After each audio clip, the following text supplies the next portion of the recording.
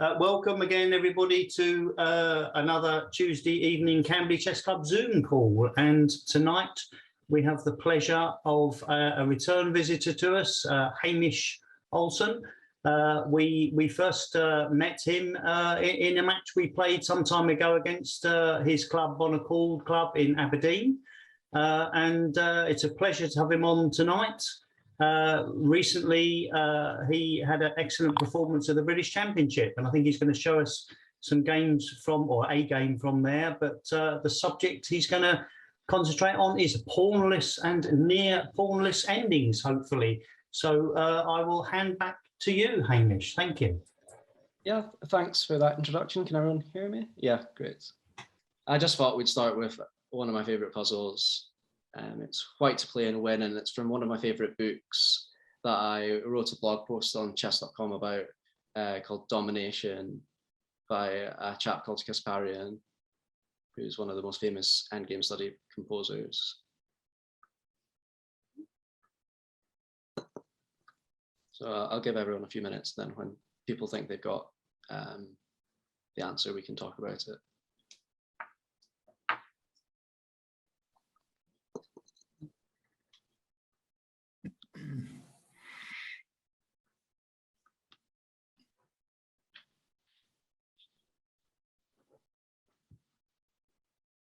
Well, Bishop B6 looks interesting. Yeah. So give everyone a minute more, but we'll talk about Bishop B6 first. And the way I like to do it is I get a couple of people to propose their moves, and then we end up maybe doing a vote on it, although maybe we've got too many people for that actually.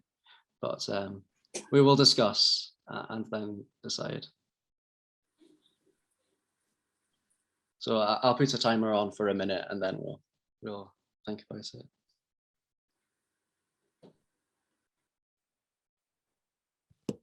So, are you wanting inputs now, or not yet? It's not yet. Oh, okay. In a minute. Okay. I've got a timer.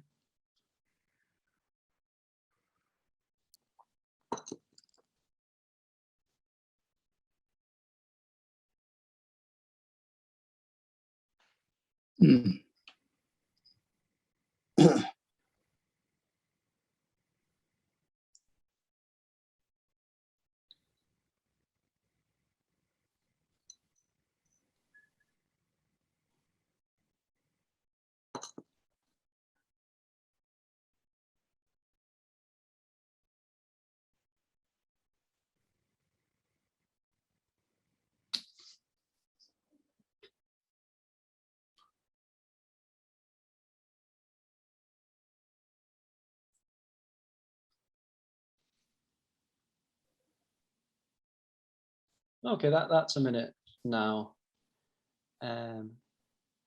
So is everyone looking at Bishop B6 or? No. I like Bishop D4. Yeah, okay. So we've got Bishop B6, Bishop D4 as a couple of candidates. I like King B7. King B7 because I wanted to try and limit the bishop. That also makes a lot of sense. So, okay, so we've got three candidates. Quite works because you can't take D5. You can't take the A pawn because the D pawn will queen. So bishop. So this is Bishop B6 we're analysing. Is F6 an idea? F6 is also an idea. So let's start with Bishop B6 then. So Bishop B6, and I guess there's two moves that don't lose the bishop in one go for Black to consider. So first of all, let's look at the worst one, Bishop B8. So yeah, White to play and win here. King B7. Yeah. So okay, it's kind of a first sign though that this bishop is a bit misplaced. That's on the same color as pawns. So okay, Bishop B6, and now we're going to analyze Bishop takes B6 because that's the only other move. It's the only move really. King takes, and then well, who was it that suggested it first? Sorry, do you want to? What were you calculating? I was thinking after King C2 maybe. Mm-hmm. Then White's got to choose where to put his king. Yeah. And the D pawn is looking rather worrying. Yes. Mhm. Surely. So this if he equal- plays king c6, then black can play king b3 and snaffle up the white a pawn, can't he? Yeah. So I mean, bishop b6 is enormously tempting because you're very, very close to just getting this outside passed pawn that we've all been schooled to believe is a great thing in a pawn endgame. But concretely, what you're describing here, and I like how you've gone king c2 rather than king b2 because it's keeping your options open. You're just as close to this square, but you're also, ready to that's the support problem. this pawn. So concretely, bishop b6 is not really working, because if there's king takes, there's always d5, and Easily. yeah, white might be okay, but he's certainly not winning. I'm too lazy to calculate exactly wherever white can get away. The black queen's first. Yeah, black certainly queen's first, and these are looking how tender, and that king is not looking on the right bits. So yeah. So that's bishop b6. So we had another suggestion. Let's go for bishop d4. Yeah. f6. So bishop d4, and you're suggesting pawn f6. Yeah. Yeah. So here it's actually white to play and win. I'll give everyone a minute, and then we can. Oh, bishop d4. You could play d5, couldn't you? Using That's a thing we will be talking about in a second for sure. But let's analyze f6 first. But we will certainly be talking about d5. So then you can play king b7. Yeah. You can chase the bishop Yeah. and catch him. Yeah. Exactly. Just So have one on. Is he completely nailed down the bishop? yeah. So all the way to f8 even. And the bishop is trapped there. So I'll make those moves on the board. Yeah. So yeah, well done, whoever it was that suggested that one. Yeah. And this is one of the things I like about these kind of positions, these endgame studies, because there's different kinds of puzzles, and endgame studies, they're quite artificial in some ways, but they do still have quite game-like play in other ways. So this is very definitely a principle you can apply to your own games. Don't put your pawns on the same color as your bishop. So that brings us back to bishop d4 and d5. d5. Yeah. And this is nice on two different levels. I mean, it's getting some counterplay, but it's also, more importantly, it's freeing the bishop a lot. So we're not going to be trapping the bishop now. And I guess it's also taking advantage of the one small defect in white's position. This is the chink in the armor. As soon as a strong player looks at this position, they're gonna, be a little bit sad that their pawn's on g3 rather than g2. So okay. What other suggestions did we have? King b7. King b7, yeah. So king b7, and black is going to have to go bishop d8. But it's unclear to me. Is this? Sorry? It's big. No, I didn't do big. Oh, okay, not talking to me. So yeah, it's a bit unclear to me whether this is actually an improvement for white to push this bishop to d8. Can't you then play king c8? Yeah. Bishop moves away, and then you play bishop b6 and win the a pawn. Yeah, this is definitely an idea. So where's bishop going to go? Because you said away, so I guess it's going to go to f6, and then bishop b6. There's two things that scare me. One is bishop c3, and the other is just pushing the d pawn straight away. I think bishop c3 scares me the most because our king is on c8, so there's no real way for us to stop this. So it was looking a bit scary, but it's turning out that this bishop c3 move is annoying. Yeah. Quite a lot of these lines are, black is just in time to hold. So that was king b7. b5. G4. Do you mean G4 or do you mean King B5? King King B5. Yeah, King B5, I think is, one of the moves I would consider playing in a game if I wasn't told there was a white to play and win. The other move being G4, because I do feel our king is a bit, it would be nicer on D5. But at the same time, I mean, we're a pawn down as white. So if we're going King B5, black is pretty happy after D5 or King C2 is the other thoughts. I'm not entirely sure of a follow-up for white, especially after D5, like the bishop is suddenly free, and because it's hitting G3, white has to go G4, and then there's King C2, and so that's with the king on B5, and that's really not clear, not clear if white can hold. And this is white to play and win. It is, yeah. So, which is a presumption. Yeah, I mean, this is a big piece of information for sure. It must be F6 then to restrict the bishop. That makes an awful lot of sense, yeah. So let's look at F6 then. So F6 and then G6 and then, well, King B7. Now we've got the whole process again to analyze all these different moves. What, sorry, did you say something? Well, King B7 looks like it's going to allow us to, at the very least, pick up the D pawn. That does look logical. And the other nice thing about King B7 is it's quite forcing. So, it should be quite easy to analyze, at least in some sense. We're going to track the bishop, aren't we? No, we don't track the bishop this time because the G pawn's moved out of the way. But we can pick up the D pawn. Or the A pawn with bishop B6 because black can't defend it now. Yeah, and this is, I mean, I guess the problem is, you're going to have to go to C8 in order to play bishop B6. But then you are an awful long way away from the A4 pawn, and you've given up the F pawn, so you're only going to be left with the G pawn, which doesn't seem promising. It was tempting to take the D pawn, and the A pawn is still weak. Yeah, and I think, again, this is something I would play in a game quite often because, you do have some small chances in that kind of situation. You are going to,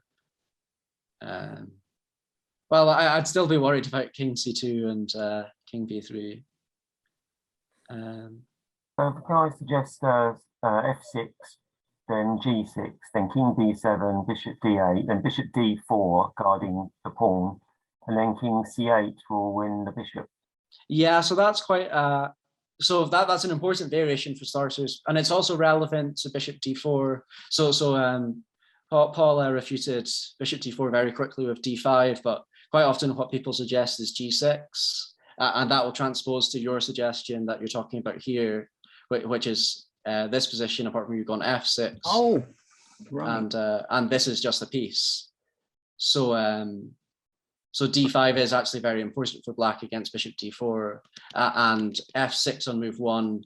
You are quite right. Black absolutely has to take this because, as you've indicated, G6, King B7, Bishop D8, and Bishop D4 really is not ideal. And normally when people are looking at Bishop D4, G6, I kind of give them a hint that this is when they see this line with F6, it's kind of a sign that they should be smelling blood a bit. So let's go back to this F6 line. So we were still, we basically got to analyze all of these moves here as well, and we were talking about King B7, Bishop D6 potentially. Yeah. So what's the most forcing line here? King C8. Yeah, King C8. Bishop C8, but then you get King C2 and King B3 picking up the A pawn.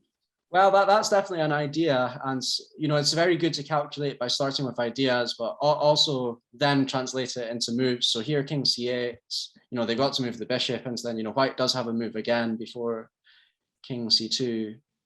So we do constantly have to worry about this King C2 thing, but we should look at forcing moves here. And I've actually got one of my favorite books that I like a lot. It's called Forcing Chess Moves, and it's a very useful technique just to look at the most forcing lines in a position. It's a way of finding tactics in quite a structured way, even if your intuition isn't telling you them for free. Well, can't the black bishop escape now via f8?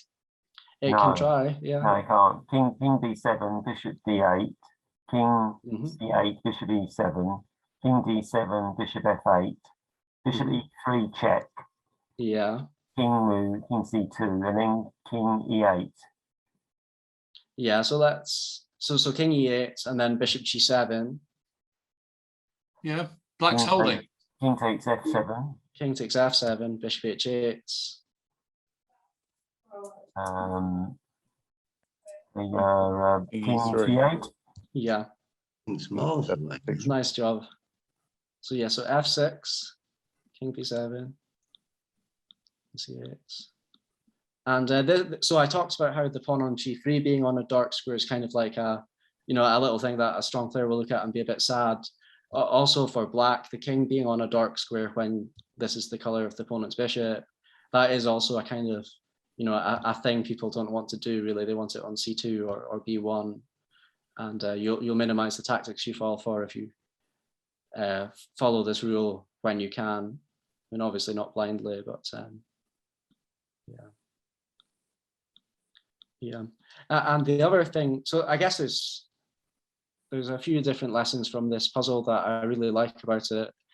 The two most general ones, one is, the kind of obvious, don't put your pawns on the same color as your bishop. The punishment usually isn't as dramatic as this, but you do get punished for it. And the other is that you should always look at the forcing variations first. In pretty much any position, you should have a look, you should orient yourself and see what all the themes are. But when you decide to start calculating, you should look at the forcing moves and you shouldn't stop until the end. Because this is a very artificial situation. If I was going to teach tactics in this thing, I would show you quite a few examples in real games where people find tactical solutions just by looking at the forcing moves to the end. And they're actually the easiest variations to calculate. And it's still hard, it's calculating that's meant to be hard, but they are easiest out of the things that you do calculate because there's so few branches. There was only one branch in that one. And even in a middle game, there might only be 2 or 3 in the forcing lines. So it's a really useful technique that I use a lot in real life, in real games. So, okay. Yeah, so another one of my favorite studies. Oh, I need to turn off my table bases. Let me do that. There we go. Okay, hopefully no one saw the answer there. If you did, please don't spoil it for everyone. Some of you might have seen this one before. I'm not going to attempt to pronounce the chap's name, but it's a really famous study, and it really reinforces both the things I talked about in that previous puzzle, bishop on the wrong color and forcing moves. So is it white to move? White to move and win, and the pawn is going this way.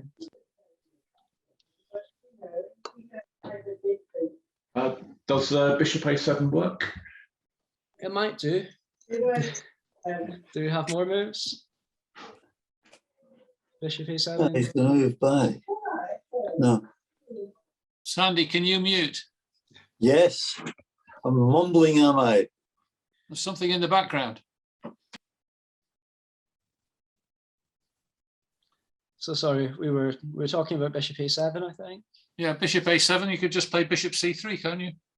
That would be my question. I mean, just to clarify, bishop a7. If bishop takes a7, that's bad news. White's just going to promote. So bishop a7, and we're analyzing bishop c3. King c2. It's a forcing move, so it's kind of obeying that rule. Bishop a1. Yeah, not the best square in the world for the bishop, but yeah. Yeah. Well, it's the only square, so it is the best square. King d3. Yeah, king d3. This is definitely a good idea. Black has got only one move here, I think. What he? Oh no, he's got two Actually, bishop. I think I'm gonna sort of do a sort of verbal shadoop, because yeah. So I was looking at the idea of playing bishop d4, and after bishop takes d4, then king d3. Yeah, that's interesting. So yeah, bishop d4. And let's talk bishop takes first, or no, let's talk pawn takes first actually, because I think that's the easiest one. Yeah, and then king d3 and blockade the pawn. Yeah, and that is, the king is not in the square, so that's curtains because the black moves on a1. So now we can just focus our attention on bishop takes d4, because that's really the only option. Yeah, bishop takes. And then king d3 you're suggesting. Yeah. So yeah. And what does black play? Yeah, bishop a1, and then king e4 stops the bishop controlling the h8 square. Yeah, good job. Usually people take a lot longer on that one.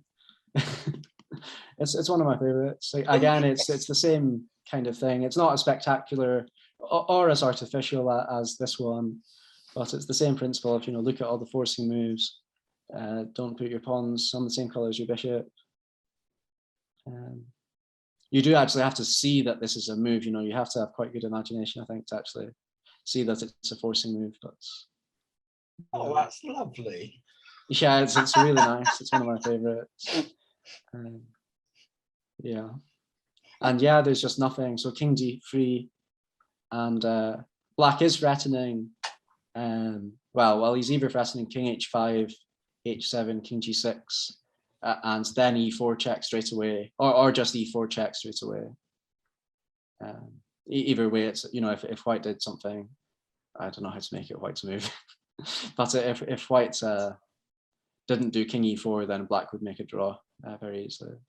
You should have shown this one first, Hamish, because this is the same principles but simpler to see. That is a good point. Because there's you've completely I'll have to change my usual warm-up to our guest, though.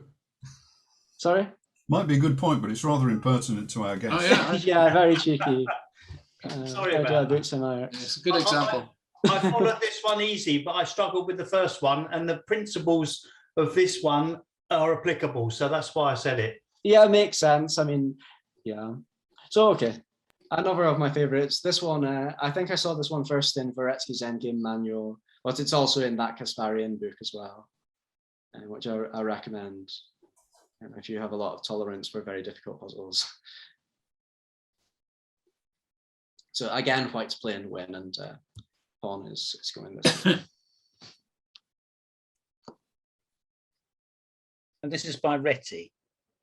Yeah, one of the best. He's amazing to be so good at composing and playing. I think that's pretty unique. Maybe people like Smyslov, but I think Retty was one of the best composers ever. A6. So A6 makes an awful lot of sense. What are you doing after king B6? I mean, A6 is very forcing, so I'd look at it first, but I'm not sure what king B6, what the answer is to that. Does white play F4?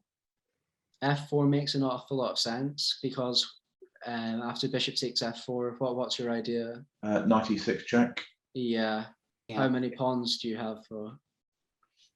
That's a good point. Not enough. You're a piece up. Even Hamish Olson can't make with one knight. No, not with one knight. Not tonight.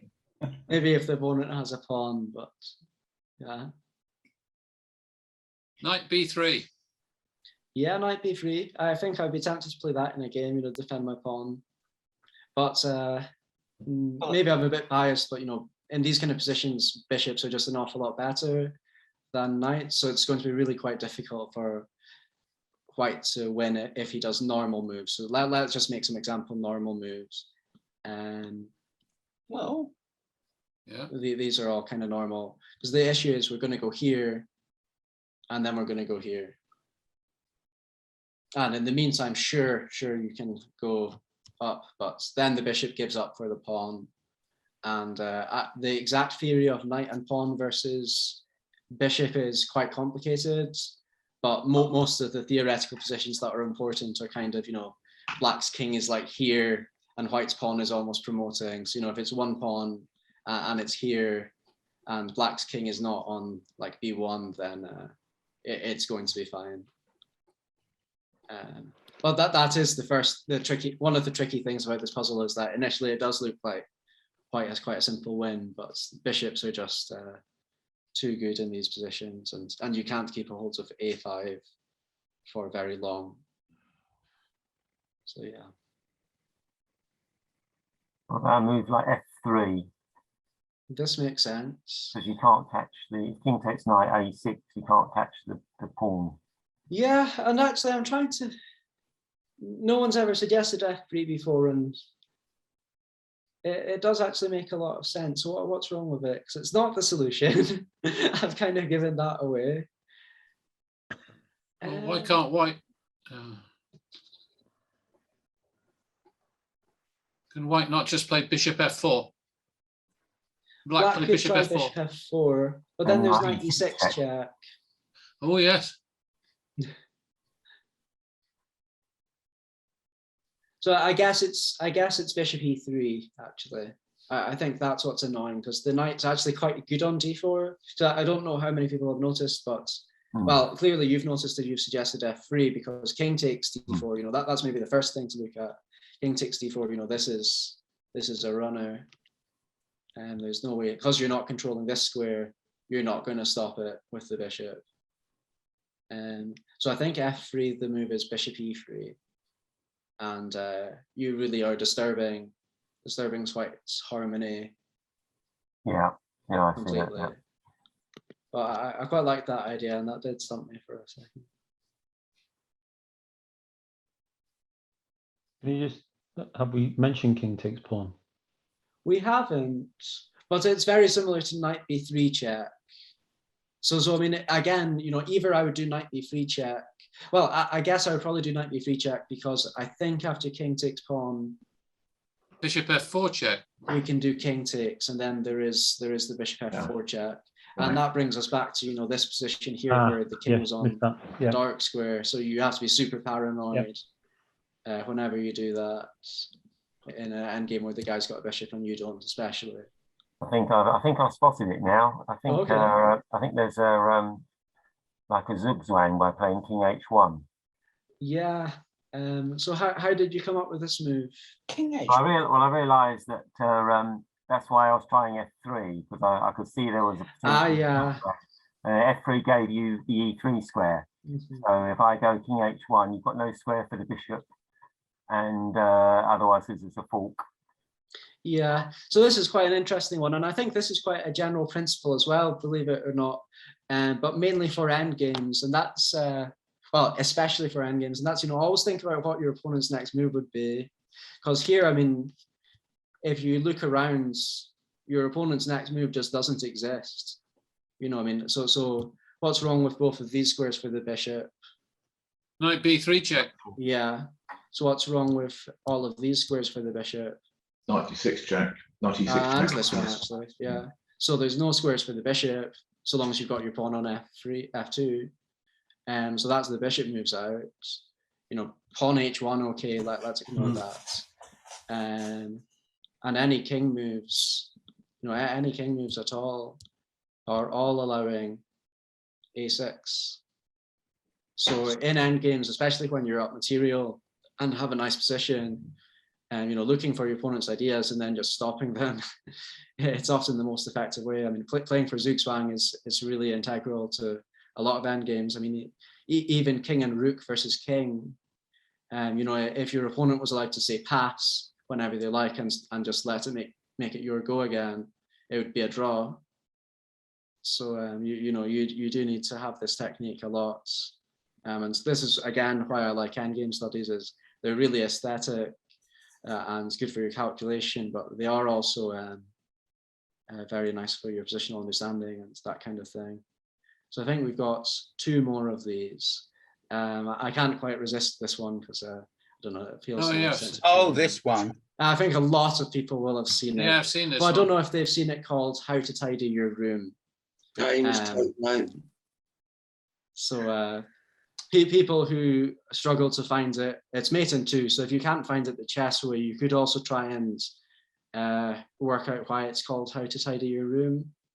I don't think that's ever helped anyone solve it, and I've shown it to quite a lot of people. But you might be the first one to find that helpful. Didn't Morphy come up with this when he was a boy? Morphy did, yes. It's by Morphy, and I think he was very young. I don't know exactly. He was a kid, he was 12 or something. I'd already drawn with world number 4 or beaten world number 4, Lowenthal, in a match, I think. But yeah. I've spotted it. Yeah, I've got it. Yeah, good. Yeah. Who wants to tell Following the me? principle of the last one of Zuswang, isn't it? really? Yes, it is. It is exactly. Yeah. Is this the right order, or should I have done this one first? So yeah. Oh, what is the answer? Let's make the move. Rook A6. Yeah, Rook A6. Yeah, exactly. Anyone want to hazard a guess why it's called "How to Tidy Your Room"? It's Jonathan Rowson. He posted this on Twitter. That's just what he calls the puzzle. So it's everything not... in the corner. Yeah, exactly. It's Aberdonian School of Room Tidying and Chess. He actually went to the same school as me. Not at the same time, obviously, but yeah, Scotland's best ever chess player. So yeah, and there's just no move for black, because if we look at this position, after we've had a quick look at the forcing moves and seen that they don't work, the next thing we would probably do, especially because it's an end game, is what is black's move? Black's move is A6. Yeah, that's his only move. You stop that, you win. So yeah, very nice end game. Yeah. So one last one. I found this one quite tricky to solve, but I did show a certain Scottish 10-year-old this, and he found it pretty easy. But yeah. White to play and win. Yeah, white to play and win. And again, the pawn is on H6 and going that way.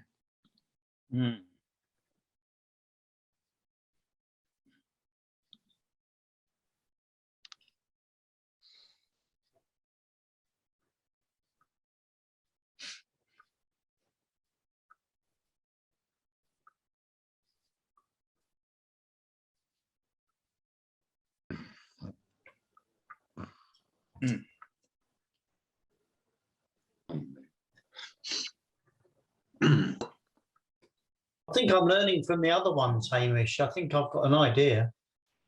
Okay.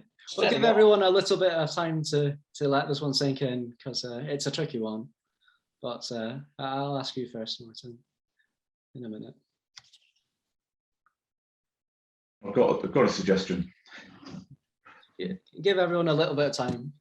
I always hate people solving it before me. So.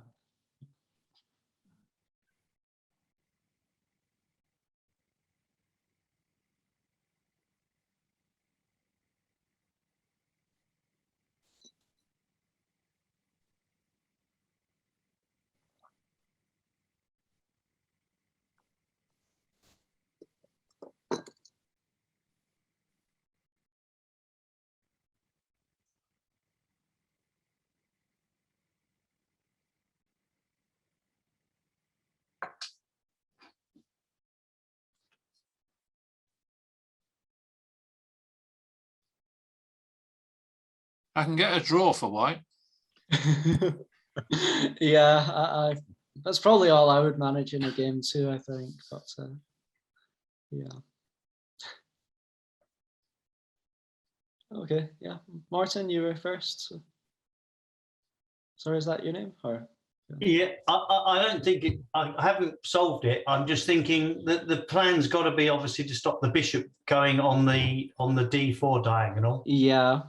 So you look at all the different knight moves, and then you see another bishop move, and then you've got to guard the F6 square depending on which way the bishop goes. So does knight E6 work? It might do. So knight E6. Let's analyze that one. And you've I like your thought process a lot. You've learned from the previous two puzzles, and what's my opponent's idea? Well, it's very clearly bishop on that whole diagonal for sure. That's the only thing black can try really. And you know, there's two different options, but this knight e6 one definitely is the most logical one to start with.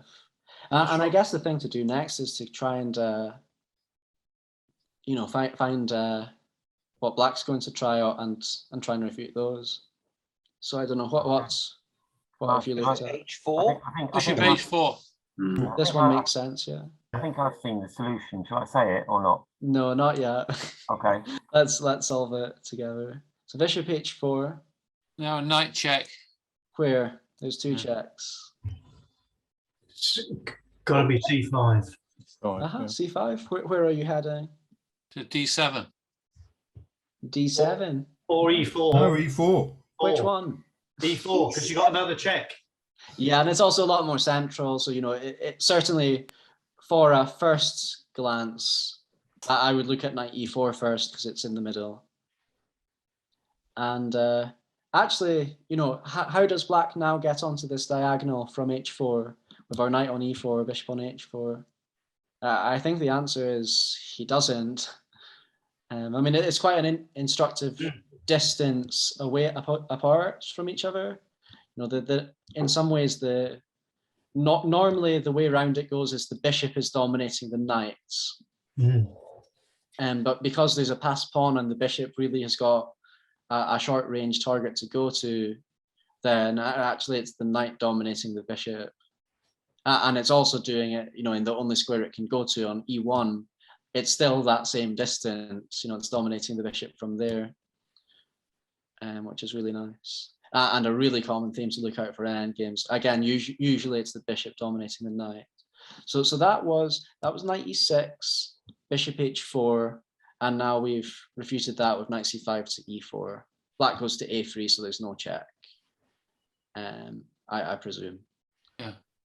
So where else? Knight E6. Sorry, you said we've refuted it. On what? Could you just explain? Sorry, yeah, that's a good question. I do sometimes go a bit fast with these things. So knight E6, yes, I'm with H4, it. Yes. Knight C5, yes, check. A3, yes. Knight E4. So our knight's on E4 now, bishop's on H4, and this guy, you know, if we don't stop this guy, we lose. All right, in which case the bishop can't come to F6. Yeah, can't come to F6, and it can't get onto this diagonal, you know, this whole diagonal, it can't get there even in 2 moves. No. Because the knight is controlling these ones. I'm with it. And this one is, and C3. is useless too. Yeah, and C3, because it's in the middle. So knight E6, and we've refuted bishop H4. And the other two, I guess, and this is a situation where I think it's quite good to be aware of what all the options are for black. But I guess the other two are bishop G3 and bishop E1. So we want to methodically kind of go through those. So I don't know, does anyone have a preference for which one of these two? Bishop G3. Yeah, that makes sense. I think that's the nastiest one to deal with. So bishop G3, and yeah. Knight D4 and knight F3. Okay, yeah, that makes sense. So knight D4, and well, you can't really go to C3. Why not? Knight E2. Yeah, so it's got to be A3. So that limits his options. And then you're saying knight F3. So knight on F3, bishop on G3, king on A3. Yeah, I struggle with these as well. And yeah, just how do we get the bishop onto that diagonal? Bishop back to F2. Yeah, but where is it going there? It's then going to D4. Which is covered, unfortunately. Oh, it is. Yeah, you're right. So actually, yeah, the knight on F3, curiously, is kind of, it's on a really good square beside this bishop. You know, just it's kind of a thing again. You know, sometimes. So it's a strange one, but that works. So we've done bishop G3, we've done bishop H4. So knight E6, and the last one is bishop E1. Can we come to G7? Oh no, it's a good idea, but it's not going to become our own human shield. But it doesn't work because you can. It's knight D5 this time, isn't it? Yeah, knight d5. And what are you doing after bishop g3? No, knight. Nah. Yeah, knight e2. Knight e2. Knight e2. Oh no, because he can go bishop. Bishop h4. All the way back No, again. Bishop Knight d4 check. Knight c5 check, knight e4. Yeah, it's just the same. In some ways, it's the same square for the bishop almost. You know, it's the same domination. So yeah, so let's play that on the board. Yeah. And yeah, again, we should go to a3. It's quite a nice distance between the knights, by the way.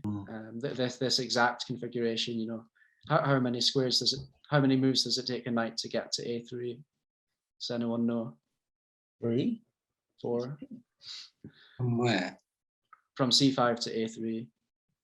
From here to eternity. Yeah, pretty much. I mean, that's a very long way away. And you know, that's only 3. That's so that's a really useful trick for if you're ever, especially, you know, if you're bishop pair versus knight or bishop versus knight or anything like that. This is the square to put your king. The second best square is f5 or equivalents, but this is the best, the safest. So okay, that was just a random aside. It's not really relevant for this puzzle because black's the one losing. But yeah, just no defense to this H pawn. And I don't think this one is quite as, you know, it's not quite got as much of a nice message as the other ones, other than maybe, you know, knight's really nice in the middle. But it's a good exercise in calculation, and yeah. Yes, it is. I'm quite fond of it. Very good. Yeah. So okay, now kind of on to the bit I promised to share, which is some of my end games. So a couple of years ago, I can't remember which year it was, 2018 maybe. So I took a year out after uni, and well, among other things, I played quite a lot of chess, and I played this Serbian IM in Serbia, and it's an interesting game. So he's white, and his name's Zoran Orsovic.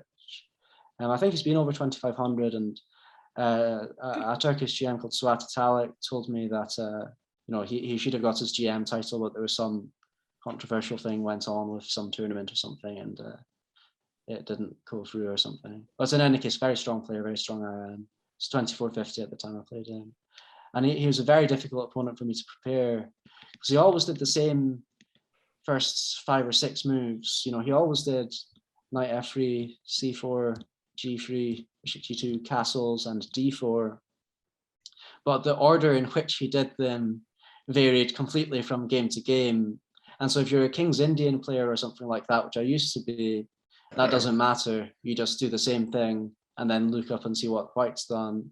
But if you're a Queen's Gambit player, it's a real pain. So I spent half the rest day trying to prepare for him, and still didn't manage to decide what to do. So okay, I went for this 2 bishop g4 system. It at least cuts out his options a bit. You know, if I went for knight f6, he could still try and trick me into a line of the Catalan that he doesn't play. So okay, bishop g2, c6, c4, e6. And yeah, and I was slightly pleased that he'd taken on c4 already, because it makes this transformation a bit nicer for black, because the knight can go to c6, which is a much better square than d7 in these kind of Slav structures. There's a very, very famous game, Petrosian versus Unziker. Petrosian is white in an exchange Slav, and Unziker puts his knight on d7, and Petrosian very nicely managed to dominate the c file and demonstrate that, you know, these knights are getting in each other's way. And he ultimately walked his king all the way over to the queen side from g1 in the middle game. So it's well worth checking that game out. But just in general, you know, I would not have taken with the c pawn if he'd not taken on d5 so soon. Like if he'd castled, because I think it's a bit more flexible, I might have done knight d7, and then I would have had to take with the e pawn, which just gives him a bit more options. So okay, this is Probably something he was quite happy with as well. He's got the 2 bishops. It matters even in this kind of position, perhaps especially in this kind of position where it's not too tactical. The long-term advantage of 2 bishops matters. So okay, this has all been played before. Although it was new to me. After c takes d5, I was more or less on my own. But turned out we were following a couple of 2600 games, including here. I can't remember exactly where it stops, but I think somewhere around here it's a new move, possibly rook e8.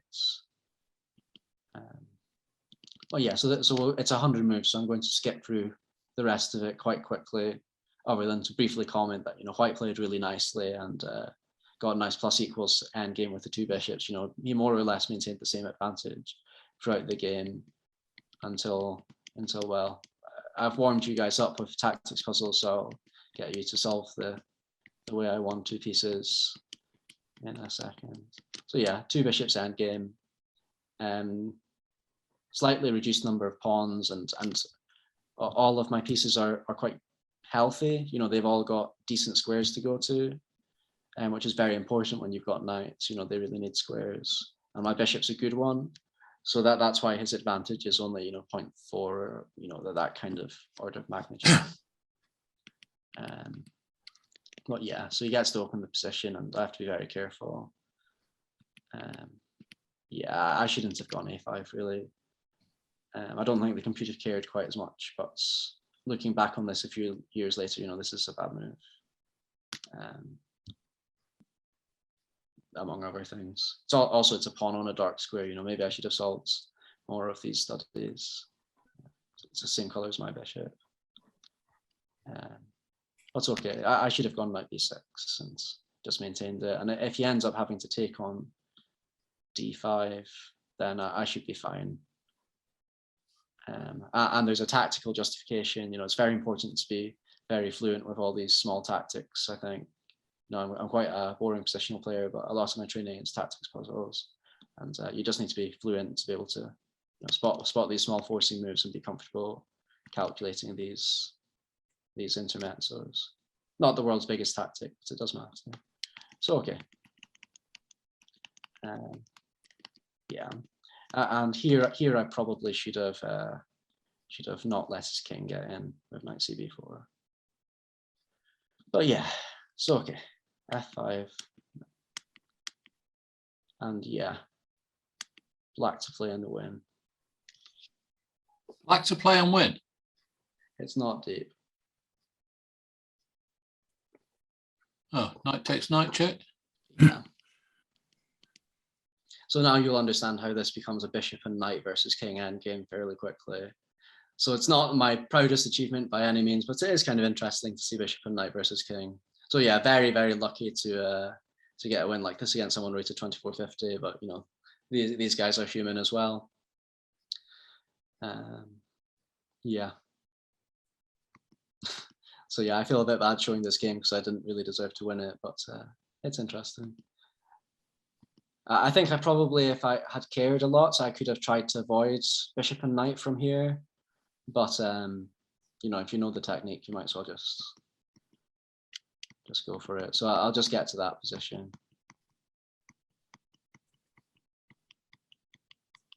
Again, like I could have not played e5, and I don't think he would have been able to hold.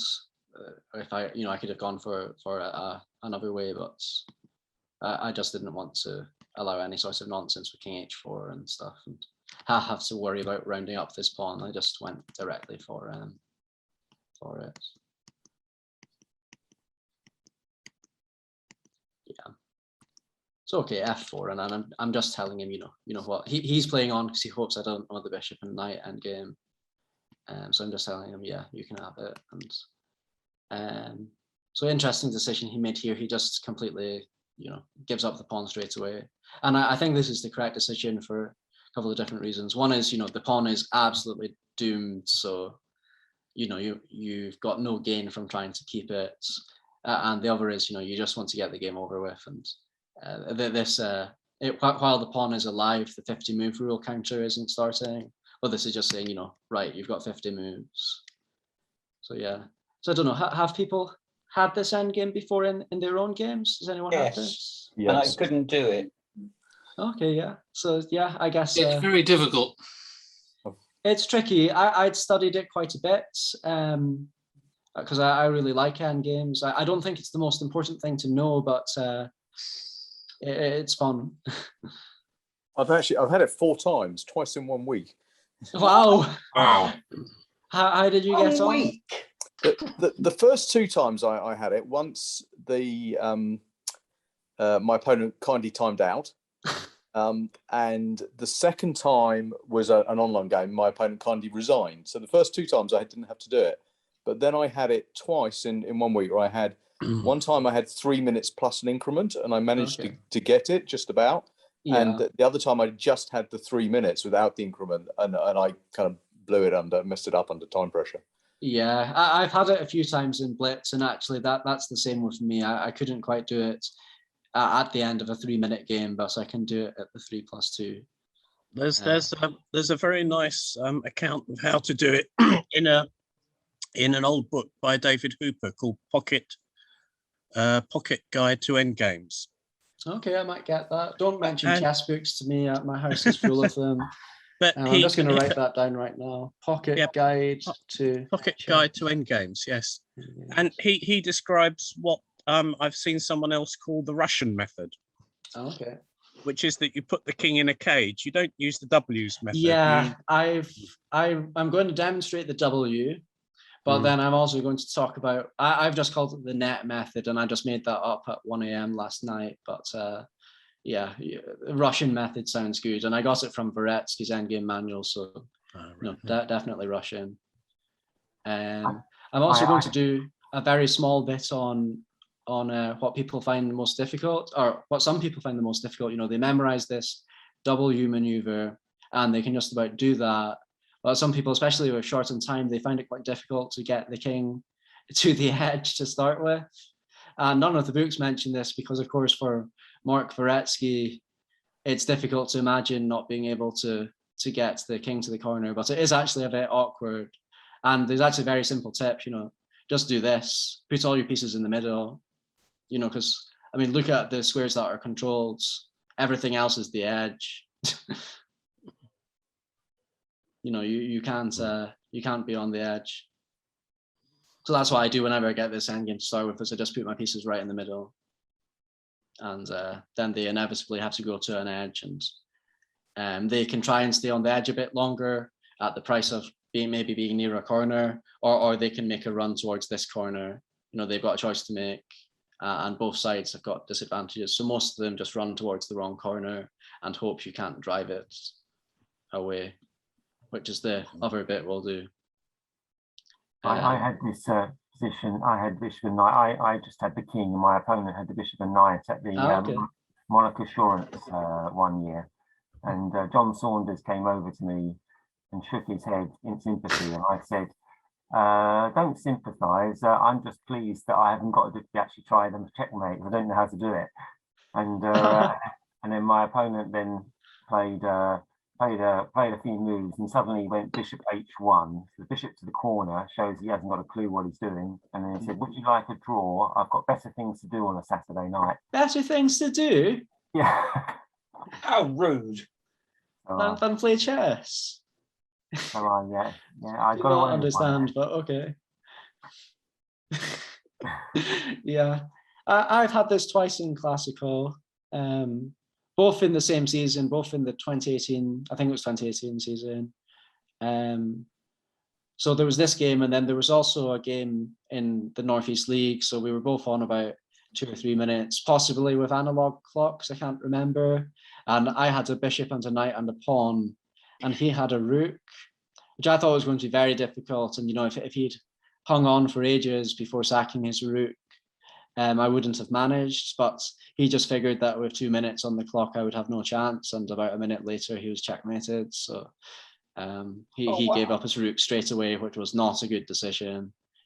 If he'd waited until I had 30 seconds, which is probably quite realistic, eventually I think he might have been made to give up his rook. But if he'd waited till then, I would not have had a chance in hell. But yeah. So, okay, this part's is general to both methods. Let's have a look at how I did it in the game, and I'll cover up the moves so that we can kind of go along. So, okay, I've already very helpfully got my king and bishop in the middle already, but that would have been the first thing I did if I didn't have them in the middle.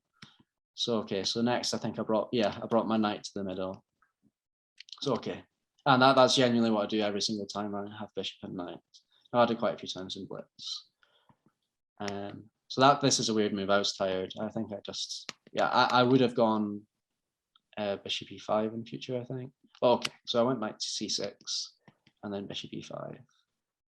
And he's got to watch out because he can try and stay very near the middle, in these kind of areas, but he's also quite close to the corner, so I think he wants to make a dash for one of these corners. So that maybe explains why he might seem a bit cooperative in going towards the corner in the next few moves. So yeah. And one thing to notice already, the bishop's controlling this slot, and then the king is controlling this one and the knight this one. So really there's only, at the moment, there's only this square that that white can get out on. So yeah, so I'm pushing him towards the corner. So you just end up, you can't prevent them from getting here if they want to, so you just have to accept that. Yeah. So this is a bit of a weird move. So what's my idea with this move? Does anyone want to make sense of it?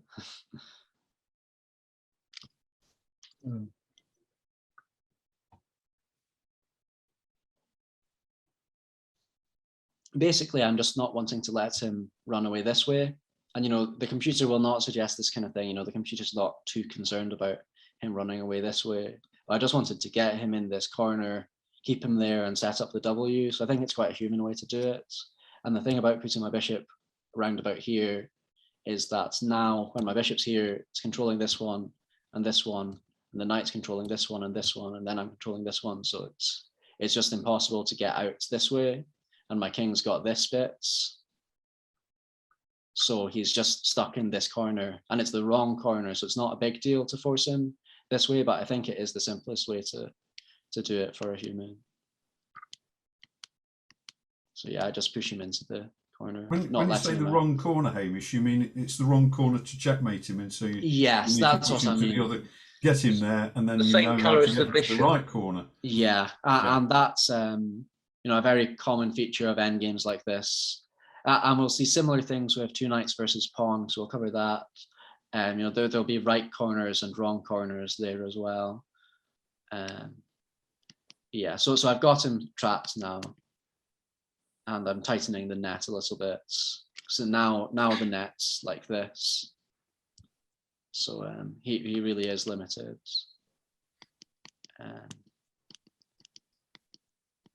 Yeah. So now I've got him on the edge in our corner. I have to watch out not to control this square when his king's there, but yeah, that's the main thing to do, not to stalemate him. Sorry, Hamish. With the bishop and knight manoeuvres, did you calculate them at the board, or were you following some sort of pattern for them? I appreciate that you got them in the corner and all that. But... I know the two things I know is, put the king and bishop and the knight in the middle. That I got taught in a YouTube video when I was a kid. And then I learned the W maneuver by heart, like I drilled it. Anything in between, I've studied the net method, I've read Boretsky's endgame manual, but I've not, tried to memorize it or this bit. The bit at the start where I put the pieces in the middle, the W maneuver at the end, those are memorized. Got you. The bit in between is me. Yeah, thank you. Which is why it's not the best bit, but yeah. So okay, I'm just going to make these moves so that we get towards the W, and then it'll be very apparent why I'm making these moves. So yeah, one of the confusing things about these kind of endgames is you've not really got pawns to orient you, so it can be. Traditionally, I've seen it done where the king is here and your king is here and so on, and you're forcing them that way. So this is kind of upside down and so on. But it's exactly the same thing. And the way I teach it is, so we've got the king on the side, we've got the king in the corner, and the very first thing we do is, so we cut them off here, which is good. So the bishop's on this line, king's on a good square, these are both obvious enough. And then we just methodically control the squares. That's how I think about it. So we control this square with the knight. We've done that. So next on the to-do list is controlling this one. So we have to do a passing move, just like our Reti study, Zugzwangen. And then we go for that square. And don't worry about the king escaping. We're going to have memorized this bit. This is the bit we need to memorize. Just focus on controlling those squares using the W. So we controlled this square. So next one is this one. And the only way to do it is to do the W. So the W, normally, I think it starts here. And then, if you tilt your head to the side, it looks a lot like a W. Personally, I just memorized the maneuver and I've done it enough times, but people call it the W, so I'll call it the W too. But yeah, so the next bit is to get our knight to here where it controls there. And then after that, we're going to control that one, that one, that one, and then we're going to checkmate sim. So it's just super methodical, super straight line way of doing it. And the scary bit now is his king's gone here. And this is the bit that, if you're a strong player with plenty of time, you might figure it out at the board, but on move 95 on increment, I don't think you're going to figure it out very often. GMs have gotten this bit wrong and drawn it. So king here, and just, we're just going for this square. So we do our W, and now this is the key bit. This king gets to here, and just have a look at the squares. What squares are controlled by the pieces, and what's the one square that is not. Bishop F4. Yeah, specific. So it's this square. It's the only square that's not controlled. And this is really how I see the board almost. I'm looking at the squares the pieces are controlling, and this is the way out. So now there's no way out, and it's just a matter of time. Every time I teach some junior this position, they always show me a different method at this stage. Some of them suggest this move, for example. I've always done the same thing. So I've always tightened the net. They always try going back out the other way, which is not going to happen. So we've controlled this square. So next on our agenda is controlling that square. It's got to be the bishop. The knight does the light squares, the bishop does the dark squares. So so again, same situation here, there's only one way out. So we tighten that, control the square, and it's onto this square that we need to control. So yeah. So that's the end of the W, but yeah, you can call it a W or not. But we got the square, and now it's the last square. So we got that, and then yeah. So okay, mate in 2.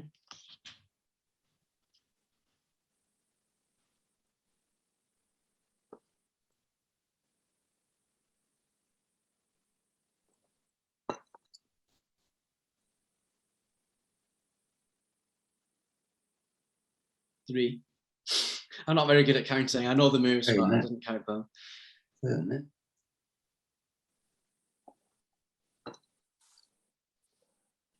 3, bishop A3.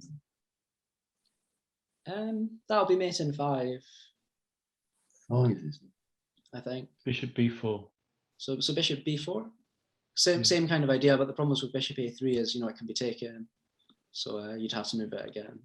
So bishop B4, king B1. Check. Yeah, check. Knight C1. That's king A1. Bishop C3. Yeah, bishop C3 mate. So I think actually he resigned here. So I played it all the way almost to mate. I think he would have been quite disappointed to lose to me in that kind of fashion. So I don't really blame him. And yeah, I don't know. It would have been nice to get move 110 checkmates, but yeah, it didn't happen. Oh, it's 111. I told you I wasn't good at counting. How many moves? Sorry. Sorry. How many moves was that from? Sorry, go ahead. Oh, that's a fair question. So let's see. I mean, last pawn moved 70. So it wasn't, the fastest one in the world. I'm just going to move the picture. 70, 110. So yeah, 40 moves. But actually, that was very relaxed. I mean, if you start from the worst possible position, it can take you 30. And if I'd wanted to, I could have done it a bit faster.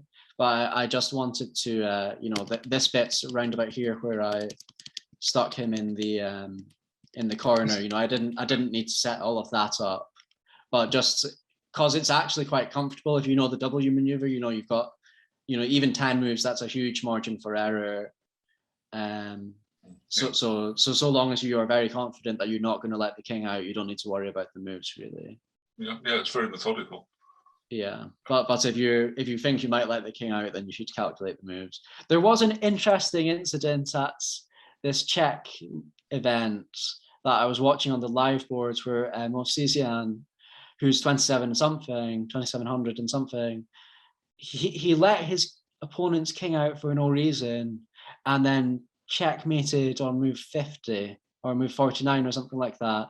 But I'm not sure whether he was teasing his opponent or not, because that kind of 2700 player, A, would never let someone's king out, and B, probably could calculate it all the way to the end. So I wasn't quite sure what was going on there, but he won exactly on the limits, which, considering that the worst position possible, I mean, I don't know exactly what the worst position possible is, but if we set up something really dire like this, with the white king in the middle, and I'll turn the table base on, we can look at exactly what it is, but it'll be like 33 moves or something.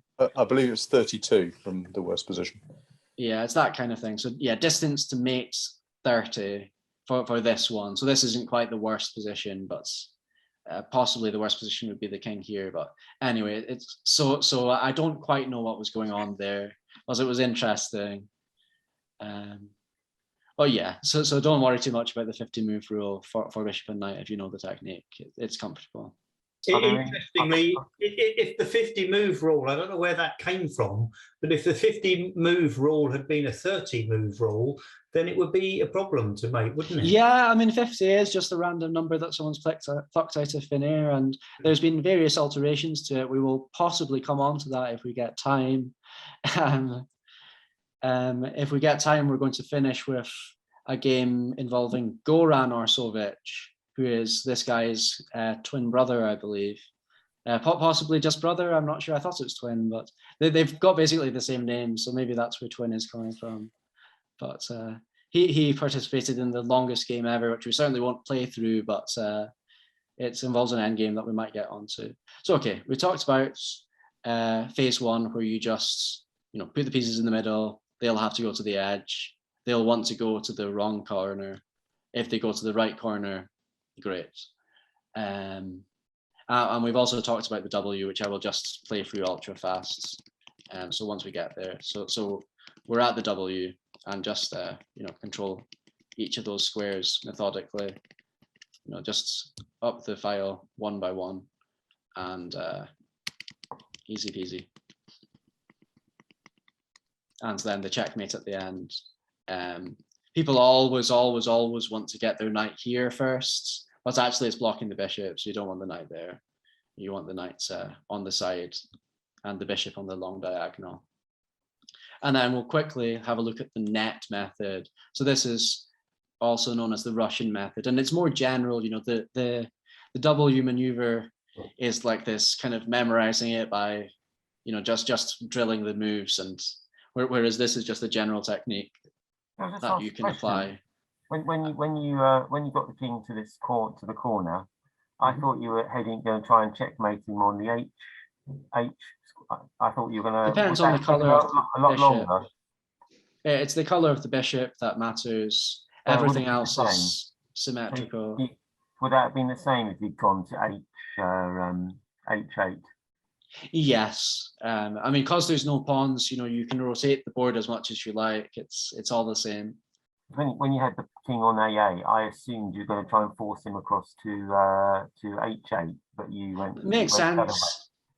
But it doesn't actually matter. You know, you can do any corner. They're all the same in a way. You know, they might feel a bit different. You know, if you're having to play down the board towards you or whatever. But so did you control which corner he went to, or did he? I just let him decide. I didn't worry about it.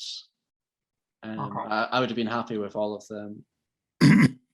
So yeah, so phase one, and then this net method. And the key thing is actually the thing we've got here already. You know, we just got the bishop controlling this, and then the knight controls these, and this. So really there is, you know, these are the squares that Black's king can ever get access to, which is not a lot. And we can go into the exact details, but really this is how it goes, and you just drive them towards the corner with your king. And then this is, I guess, the last bit of the puzzle is, so you set up that net, and then you tighten it, you know, because now if we look at the squares the king can access, it's just these, which is even less. So you have to worry about stalemate of it, but nothing else. And our friend the Zugzwang, you know, just this little waiting move, absolutely integral to endgames. So king a7, and then just careful not to stalemate. So yeah, and because you're going to have to make a waiting move with the bishop, because you can't make waiting moves with knights. You know, knights just don't do that. It's important to control a6 so that you can move the bishop.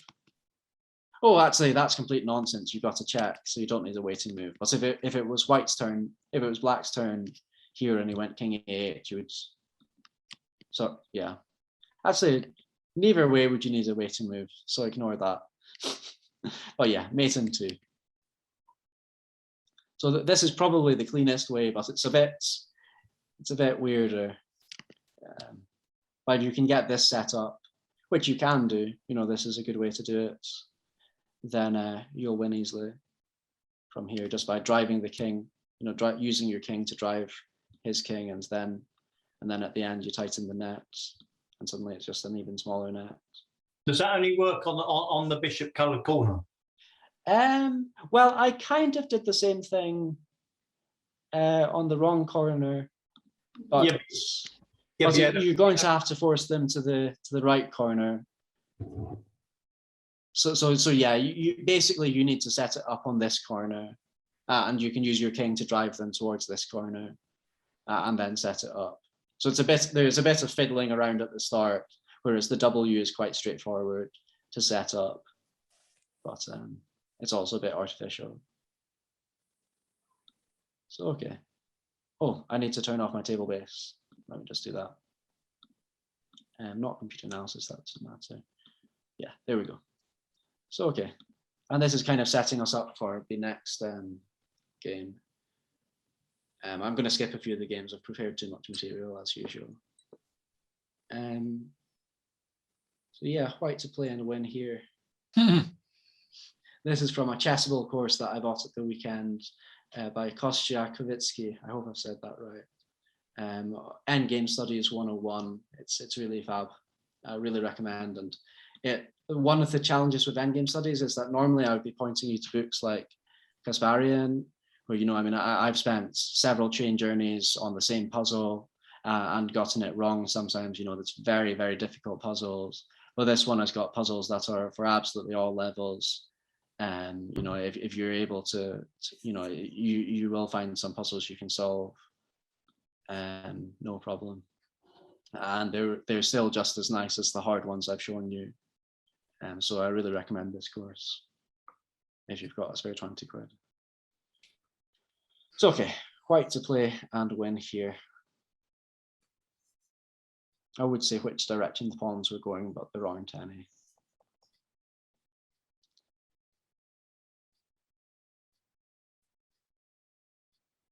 Sorry, which way is White going? H8. King H8. Yeah, it's another Zugzwang. Just King It is H8 another fast. Zugzwang. It's always Zugzwang. King It's H8. an endgame. So yeah, King H8.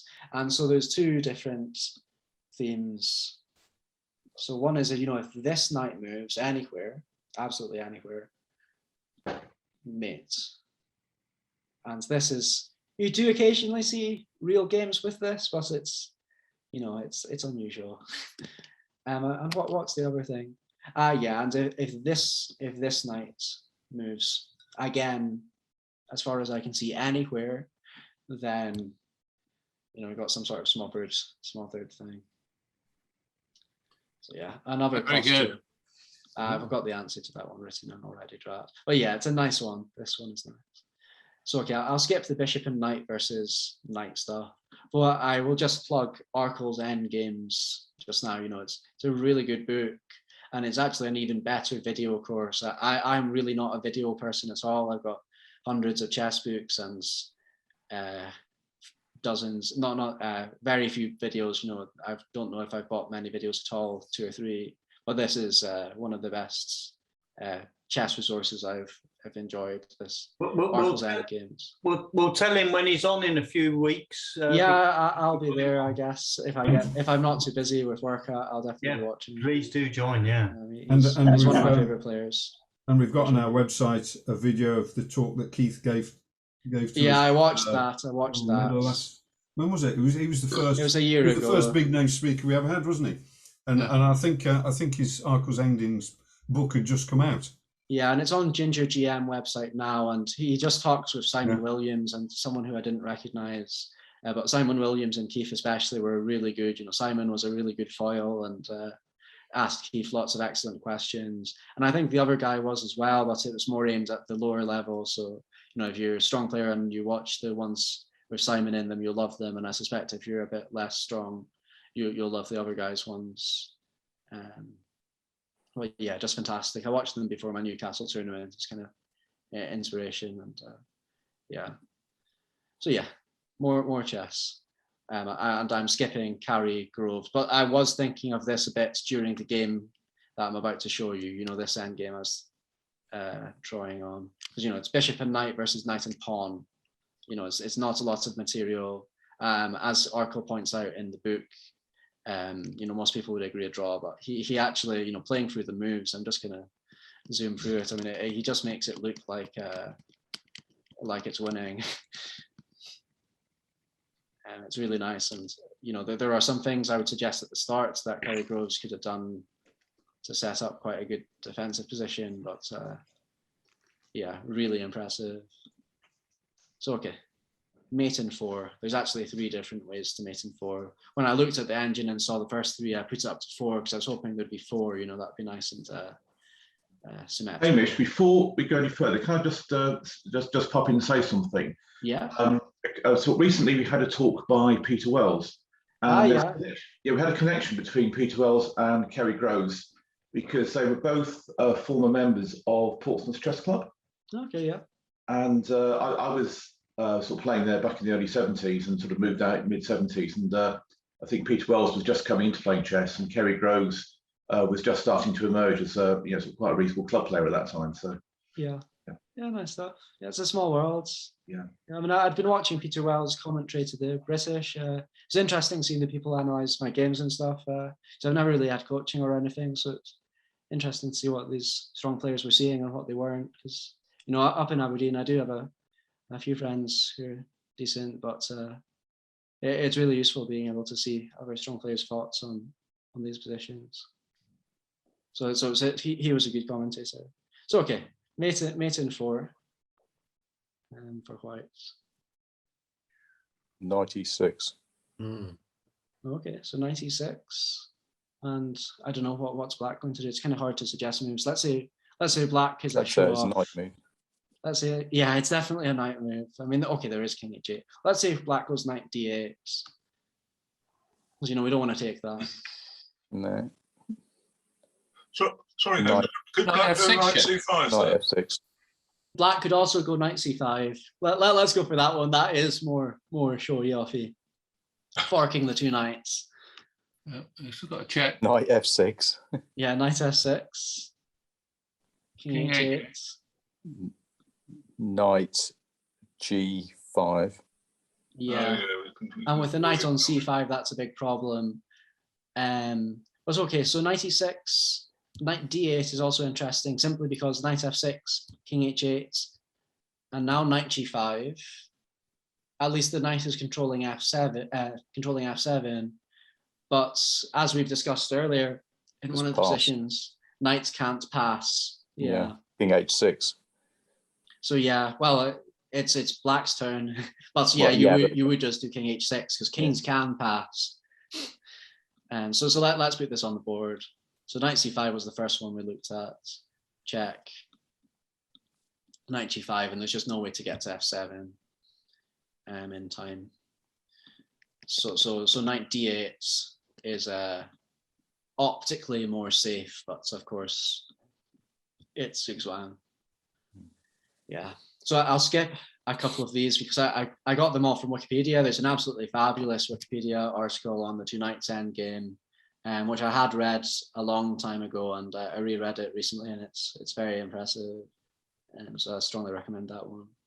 But let's go on to my game, because this is kind of why I chose the theme for this evening. So it's round 8 of the British Championships. I just lost quite an annoying game against Marcus Harvey. I mean, he took big risks as black, and they paid off, and that kind of ended my chances of playing for first place. So I was a bit disappointed after that, because I mean, after the game, me and Marcus had discussed it, and we'd kind of, I agreed that the computer would at least quite like my position, although actually converting it into a point or even half a point is not so easy, because it was a very mad Leningrad Dutch. But yeah, so I had this game to play the next morning, because for some reason we were playing in the mornings for the last 2 rounds. And yeah, Louise had, it's tricky to know what to play against these players, because I'm a bit higher rated, a bit. But I don't want to go, so I want to play for a win even as black, but I don't want to, do something too risky. And because she could easily beat me if I do something I don't know well. So I just stuck with my Queen's Gambit, which is, and just decided to play a long game. Basically, I'd played this move. I wasn't sure what to expect from her, so I was already thinking here about move orders and things like that. Queen's Gambit is very much a move orders opening. The variations are not long, but they all look kind of similar. And she's held back on knight f3, which is quite interesting. So previously, I think I went knight bd7 and in Newcastle, and I think that would have been in the database in one of my most recent games. So I didn't quite want to go down this line, but partly because d takes c5. I mean, I have to know the move castles for starters. But also it gets quite drawish. Because black basically takes on an IQP and argues that nothing else is bad, so he'll be fine, but there's no dynamics or anything. So okay, I went for this line, just slightly less popular because of what Louise did. You get an exchange variation where black has perhaps committed to a few things already. He's put his knight on d7, he's castled already. It's quite a trendy approach at the moment to castle queenside. So assuming white ends up castling queenside as well, that is. So we're talking. I will just put a few moves on the board. It's not necessarily exactly the right move orders, but the idea is that black will do not here because of a tactic, but I'm just showing the ideas. So here there's knight takes d5, which is a problem. But the general idea is that you play knight h5, you delay castling, white ends up going queenside, and you go queenside as well, and that's a very popular approach for black. So this has kind of cut that out. But on the other hand, it's a reasonably tense game, but not too sharp.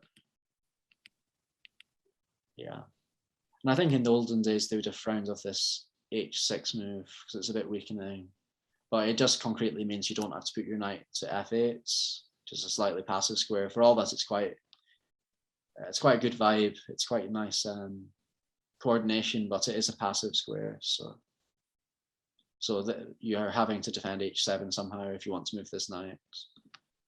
So if you went knight e4 straight away, I believe you would lose h7 if you tried to take the bishop. So that's why people go h6. So I'm just trying to zoom through this part because it was literally 100 moves this game. So apologies if I go a bit fast, but it's good to get a bit of context as well. So okay. And yeah, so she was already taking quite a bit of time here. So she wasn't quite in preparation, I don't think, but she's playing one of the most critical lines. And she's playing the famous minority attack, but quite a good version for white. So yeah, I mean, there's various ways that black can deal with this approach. You know, you can just ignore it. I'm just making a pass move, no h5. And this is just a schematic thing. But you end up with quite a weak structure. And, you know, I'm sure Keith Arkle will show you some really nice wins, possibly in this exact structure. But all of the queenside pawns in particular are weak, and so there's some weak squares. So black had better have some sort of compensation, or he's really going to suffer. So there's a few different ways, 5.5 that I've catalogued anyway. I saw this from Matthew Sadler's book on the Queen's Gambit, which is almost as old as me, but it's a really good book. So strongly recommend that.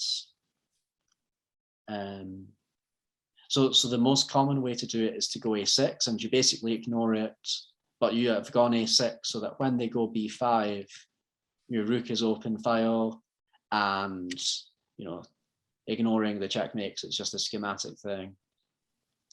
And there's no a7 pawn to lose, because you know, on the queen side, there's everything for black to lose, and you know, black is not going to win a2 too often. So so yeah. So that's the most popular way, and it's quite good, especially if you can get the light squared bishops off. And there's also a variant on that, which is instead of going a6 after they've gone b4, you can go a5. And yeah, it's the same kind of thing. You can also delay taking on b4 and hope that they can't do this because the bishop takes a3. But in my experience, this often turns out to be a really strong gambit for white to do. So yeah, it's an idea. Sometimes it will work, but I've not seen it work very often, if at all. But it is an interesting idea. So another interesting idea for black is a6, and then meeting this with b5. Freddie Gordon won a really nice game at the British with this exact theme, so well worth checking out. Ideas to get the knight to c4, as you can see, and white can try and stop it, but then yeah, there's another way.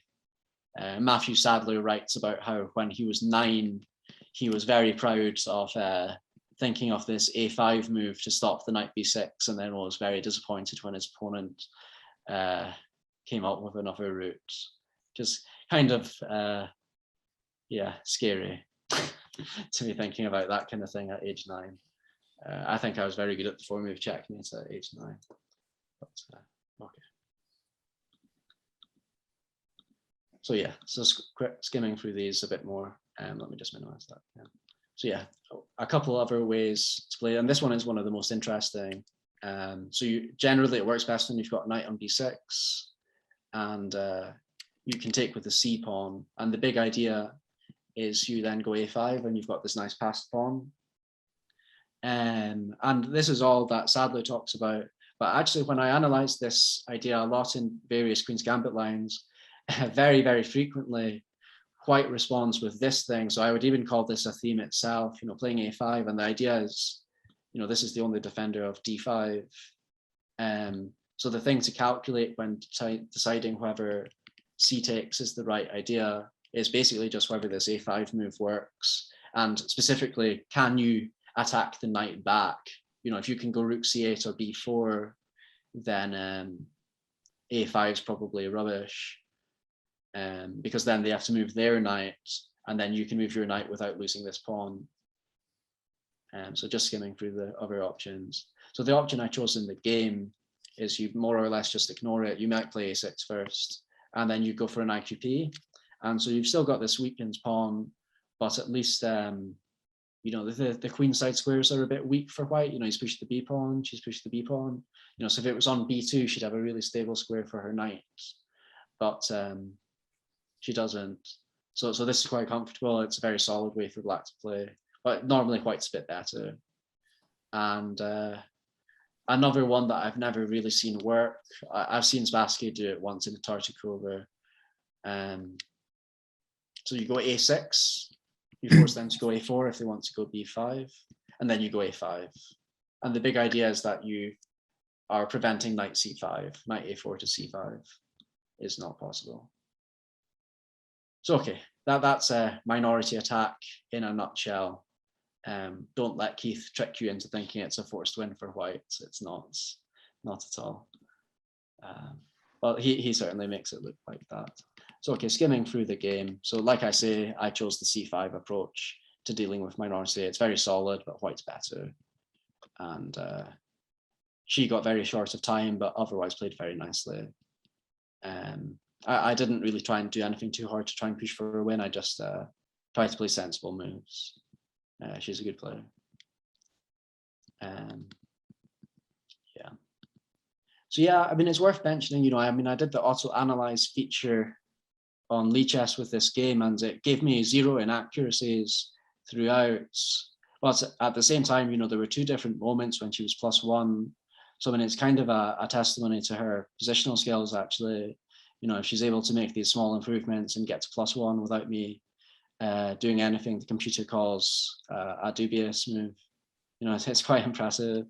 So I mean, here I knew she wanted to go bishop takes g6, but she also had about 2 minutes left. So I kind of half hoped she would, half hoped she wouldn't, kind of thing. Because I knew it was good for her, but I also knew it was very dangerous, and I did want to win for sure, because you know that would still give me good chances of doing well in the tournament. So she backed down. I cut out that option, and she made a tricky draw offer with queen a2, because she's quite a bit better, but she's also got 1 minute. And despite the way I play, I am actually quite an ambitious player. You know, I play quite solid openings, but I do try quite hard to beat people when they're lower rated, especially. So I declined this, and then spent about 20 minutes after queen takes trying to work out what I had planned, because I just completely forgot what my calculation was, if I had anything. But eventually I found this line, the big idea. So looking at the forcing moves, you know, check, and then check again, and I get my pawn back. I've got an outside pass pawn. She's absolutely fine in that position too, but she's just about dynamic enough to play on. That's okay. She went for queen f3, understandably, on 1 minute, and yeah. What's the increment, Hamish? 30 seconds. Okay, that's quite okay. Yeah, so I probably should have gone for this end game, and it's not an awful lot, but I do have the outside pass pawn, and in knight end games and in pawn end games, that tends to matter. What I got here for was a double knight end game, and it seems like, you know, if the rooks were on, I'd be very confident that black is better. And you know, I've watched Arkle's end games. You know, Arkle has won like 50 different games with this kind of position where he's got 4 versus 3 versus a weak pawn on the queen side. But it seems like with the 2 knights, it's probably slightly better for white here as well. So, and you know, it's really nice seeing how white just inches forward. You know, every single pawn forward 1, and yeah, I got a bit spooked around about here and actually offered a draw, but she quite rightly said no, and she's about +1 again, despite me not having done anything majorly wrong. But okay, let's cover the moves now. So it's about to get interesting. So I've just had to sit and suffer basically, but I did have an idea, and I'd kind of seen it a bit in advance. So knight d5 check, and I was really hoping for this move, which she did. So A, it throws away her advantage, but B, I've got a very, very dirty cheapo coming up here. So I actually got up at this point and went to see the other 100+ move game of the round, This was the only round that I think the organisers had to be out of the venue really quickly, and Marcus Harvey played on for 120 moves. I didn't realise that we had to be out. So, I didn't know that, and neither did Marcus. But yeah, I finished my game on move 100, and Marcus on move 120 or something. So okay, I went up and had a look at this game, and I had a wee look at what she was doing. She had her hand right over the b5 pawn, but can anyone tell me why this is suboptimal?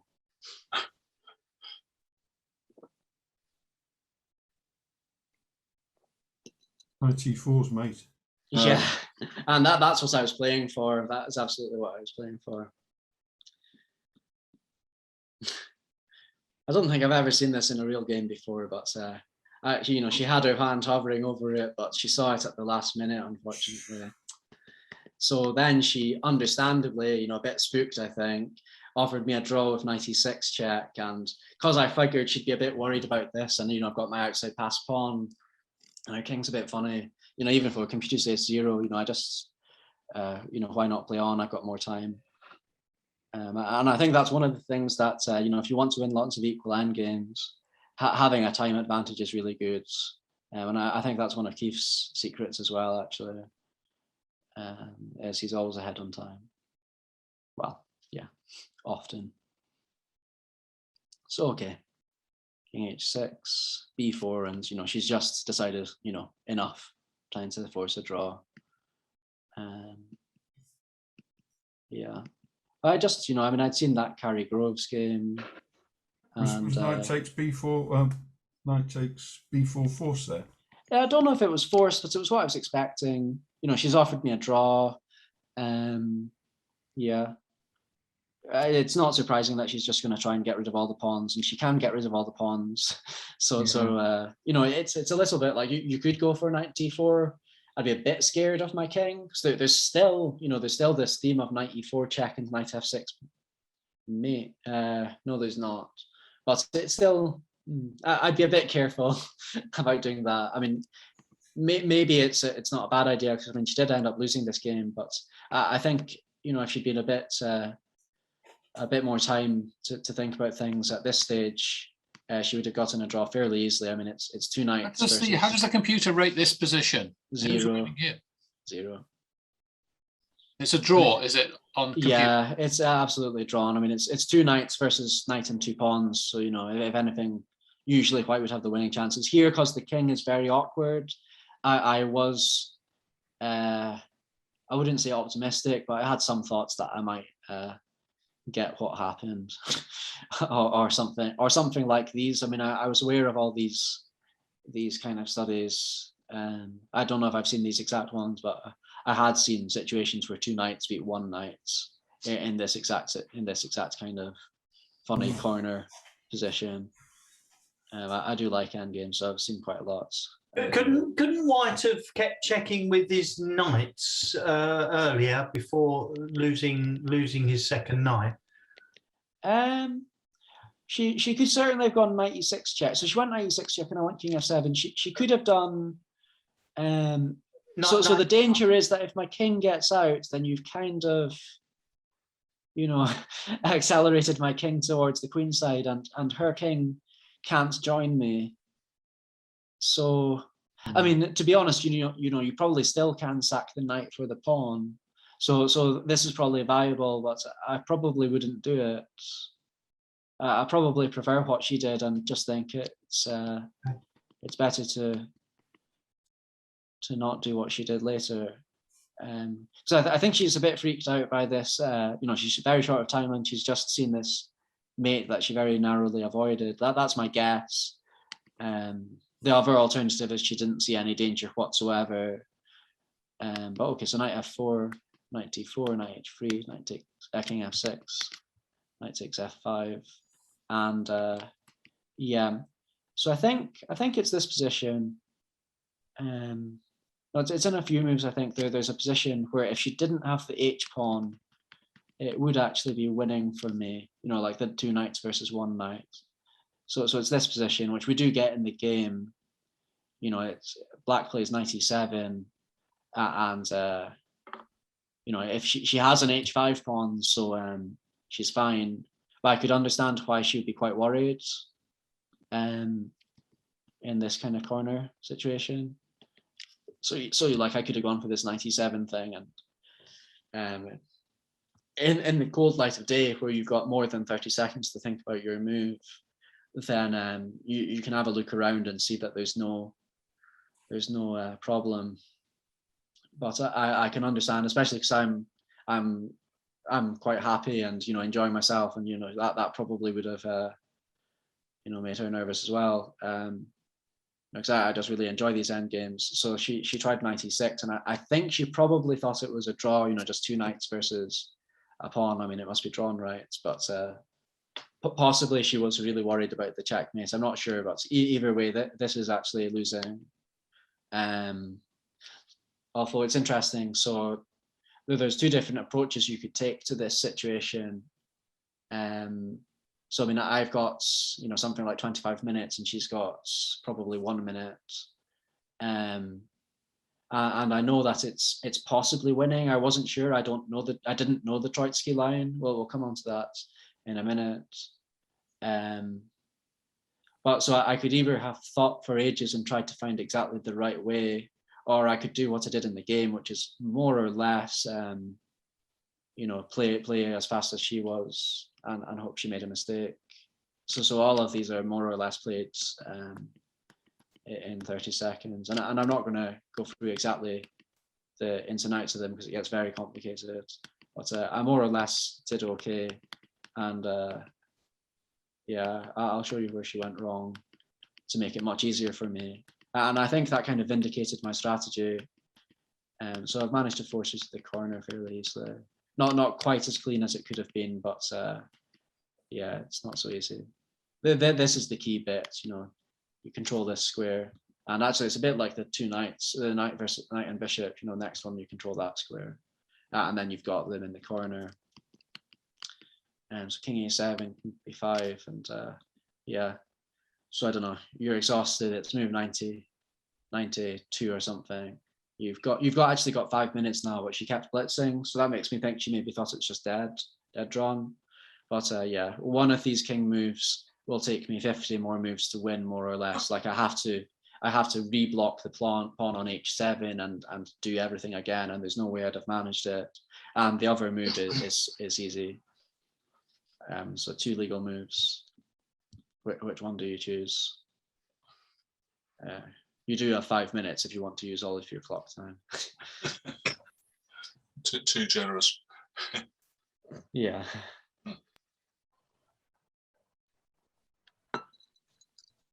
Well, king h8 looks further away from the knight on h6, so I'd just go for that if I was short of time. Yeah, I mean, I would probably do something like that as well if I was shattered. I mean, the thought process, and actually I've forgotten which one is bad. So yeah, she went king a8, and that's the bad one. King b8, it's a long, long winning process that I'm not going to even attempt to show you because it's pure computer. It's just the table base. But king a8. So first moves, yeah. Yeah, what was it? Yeah, 2 seconds. So yeah, so black to play here. How do we finish white off? Knight f5. Yeah, and then h6. Knight e7. Yeah, h7. Knight c6. King a8. Oh shit. Well, you're actually doing fine. So king a8. Okay. Quite promotes next move, but that's fine. Knight b5. Yeah, or e8. So I think I went knight f7 for whatever reason. I think I wanted to go to e5. It's more central than e7, but okay, who cares? Yeah, and yeah, nicely it was to move for 100 exactly, which I appreciated. After the game, I did not. Game? Yeah, this is the game. Wow. Yeah, so it's a satisfying one. So yeah, I didn't know the Troitsky line. I knew there was one. I knew the general theory of it. I've done a bit of research on it afterwards, and I had drilled it. When I was about 1600, I used to drill this endgame on chessvideos.tv. Whether that was the right use of my time when I was 1650, I am not sure, but it's paid off now. That's for sure. Did she have to give up her knight on e6? She didn't. No, that was where she lost, really. If she'd not done that, she probably would have drawn. I mean, there's still a few tricks. It's still a bit scary, but she's just a bit spooked by the earlier checkmate trick, I think, or just thinks it's dead. You know, one of the two. Yeah. What's Black's threat here? None. But she's going to have to give up her h5 pawn, and then I'm going to try and set up this kind of position, because this is winning for Black if it's White's turn. Yeah. If it's Black's turn, it's dead drawn. You know, because knights are funny like that. So they can't lose a move, as we've covered. So a very brief summary of the Troitsky line. I'm going to try and reproduce it on from memory, so you can all see my screen. Yeah. So basically, I know that this is winning because I got this in the game with Louise, and you know, if it's any further forward, it's not winning. So the H pawn is fine, and the E pawn is also the same. And then there are two edge cases, because actually there's only 4 different kinds of pawns if you think about it. For this kind of situation, you know, the board is completely symmetrical, so just forget about this side. So those are the 2 healthy pawns. The other pawns are both a knight move away from the H pawn, the one I had against Louise. So there's 2 ones, and I asked on Facebook, you know, on this endgame studies group, for people to try and explain to me why these were the case, because it was not obvious to me, you know, why should it be like this, you know, the Troitsky line. And actually it's quite straightforward in a sense. So I mean, if we let's look at the knight pawns. That's the easiest one. So yeah, Don Su, I think that's how you say that, on Facebook explained this one really nicely to me. And together we worked out the F pawn as well. I think we both looked at the table base and came to the same conclusion. So we've got the king cornered. It's the exact same situation as Louise, more or less. You know, okay, the knights are slightly different, but same idea. So at this stage, White should be going for the mate. But if you have a look at it, the promotion square is here. Yeah. And it's check. So it's as simple as that. If it's a knight pawn, we go for the corner diametrically opposite the promotion square, and they just won't be able to do it. Yeah. You can even promote to bishop. You know, this is a draw. I don't recommend it. Well, they're both draws, actually. Queen versus 2 knights is a draw in theory, although I think Black's got quite good chances in general. So that's if the king's on b6. So maybe White's clever, king on c7. You know, same idea, but okay, can still promote to bishop, still a draw. Again, I'd recommend queen, but yeah. So okay, that is knight pawns. And that's why they're particularly bad, because, you know, promotion with check is really quite a big deal. F pawns. So first of all, I just picked a position out of random, and it turns out very nicely that this is a forced win for White in exactly 49 moves. So not very easy, but if you're playing against a computer and you're a computer, you will manage to get them to make a pawn move on move 49, and then on move 50 you will checkmate. So yeah, super straightforward. But the question is, you know, there's only one way for Black to get a draw here. If you can pick up your king and teleport him anywhere, there is one location that is easy draw that you could hold against Magnus plus table base combined, and everything else is losing if your opponent is a table base. So I'll give people a couple of minutes to see if you can figure that out, because it's worth having a think.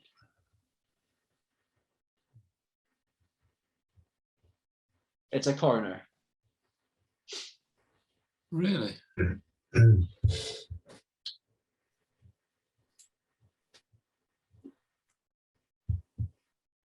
I wouldn't have thought of it.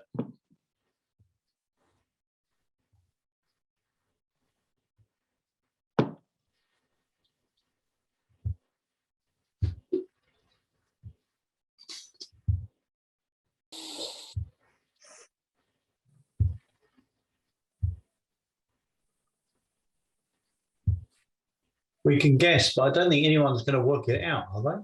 Well, I think if someone thinks of the right idea, they will know. Is it for to do with sure. the queening square being C1? No, actually. So, I mean, that's a very sensible thing to start with, is thinking about H8, but it turns out that this one is winning. It just concretely is. Because the thing is that the key squares really are G6 and F7. Those are the important squares for checkmating. So H6 being covered by the C1 doesn't really matter. And similarly, I suppose, you know, it is controlling one of the squares on this corner, but it's not controlling B6, which is the really big deal. So yeah, so that's those corners both ruled out. So we got 50-50 now. Does anyone want to guess and be proclaimed the genius if they're right? Too tough for me. Well, yeah. So this one is very hard to work out, but I've given you the clue that it's actually very easy once you've realized the idea. And, you know, you'd have to think for ages to visualize all the different things on this one. So, you know, so why is it this one, I guess, is what I'm now saying. Because, you know, it is a bit late to try and solve this one, I think. I get, is it something to do with the fact that at some point black will play C2 and you have to take it with check? Well, white's going to try and keep this knight on C3 forever, more or less, until the very end. But at some stage there is, but the king's probably going to be on C2 ideally. But I mean, we were talking earlier with the bishop and knight about looking at the squares the pieces are controlling. So I mean, what squares is the knight controlling on C3? Well, it's controlling, yeah. Obvious squares are A2 and B1. So. Yeah. So really, there's only one square for this king on A1. And that's B2, which really constrains white's actions rather a lot. So it just turns out that if you just chill on B2, you know, there's just no way to do it. I mean, how do you get the guy out? The C pawn is really nicely helpful. You know, it's controlling B3. So you just can't, you literally just can't make any, I can't even see a trick. You know, you just have to agree a draw if your opponent's smart enough to do this. There's just nothing. But Don Su pointed out to me that, you know, if white's king is on B2 at the start, you know, if white's king is on B2, there is no way for black to draw ever. Every single position is losing. So really, this exception to the Troitsky line. I mean, where did I draw the Troitsky line? I can't remember. Maybe I didn't draw it on a board, but that exception to the Troitsky line is not really a big deal, I think. Let me just draw another Troitsky line, or the bit we need to concern ourselves with, which is just one of the corners by symmetry. So you know, this particular exception, you know, in real life it's there, so it's just the knight pawns, which are the corner. They're all about the corner. So that was really satisfying to me because I'd never understood the Troitsky line whatsoever. But I feel pretty confident that I'll remember it now and that I understand it, which is really nice. So yeah, where was I? So that's F pawns, and yeah. So I mean, if it's a C4 pawn, you know, we see it's a bit further back, and this idea of hiding in the corner just isn't going to work because, you know, the knight's not stuck to C3, because at the moment, you know, in this position, it really is stuck to C3. You know, the second that it moves, black will play C3 and it'll be game over. Because two knights, there's no chance. So I guess one cheapo I might try is knight A4 check and put my king on C3 and try and, I guess that's the only thing I would try to do if I got this position, because I think you would try to play on a bit because it's a free chance, you know, you're never going to lose. But I don't see it happening ever. I think it's just a trivial draw. So yeah, I guess we've got time to quickly look at this one because this one's really interesting. This one I saw on Chessbase India, and we'll skim through it. But so we know our Troitsky line. So is this a winner or a draw? Testing you on the spot already. I won't judge you if you forget and guess wrong. So so the two funny pawns were the G and the F pawn. And then the way I'm remembering it, and okay, this is personal to me, but I'm remembering that Louise had a pawn on the 5th rank. So this is a win.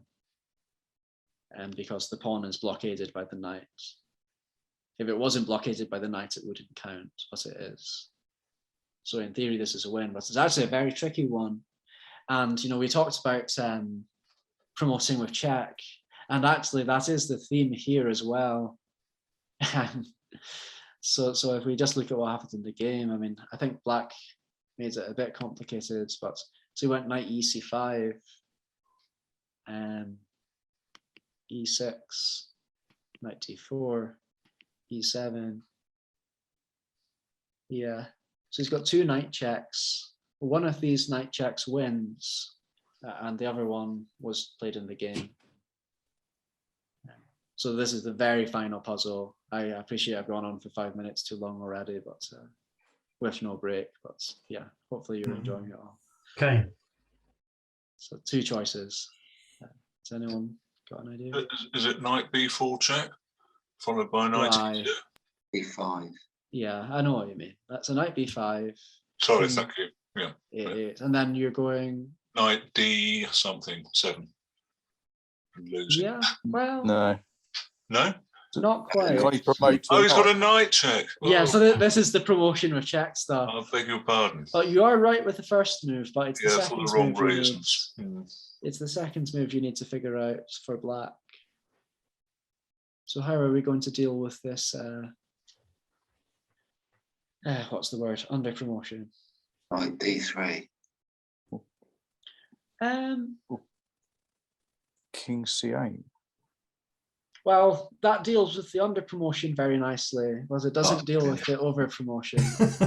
Yeah, that's true. Which was actually, you know, it was a video of this game that I watched, and I'll share the link afterwards. And you know, one of the spectators had a very similar suggestion to you, where it completely refuted the under promotion, but it completely forgot about the queen.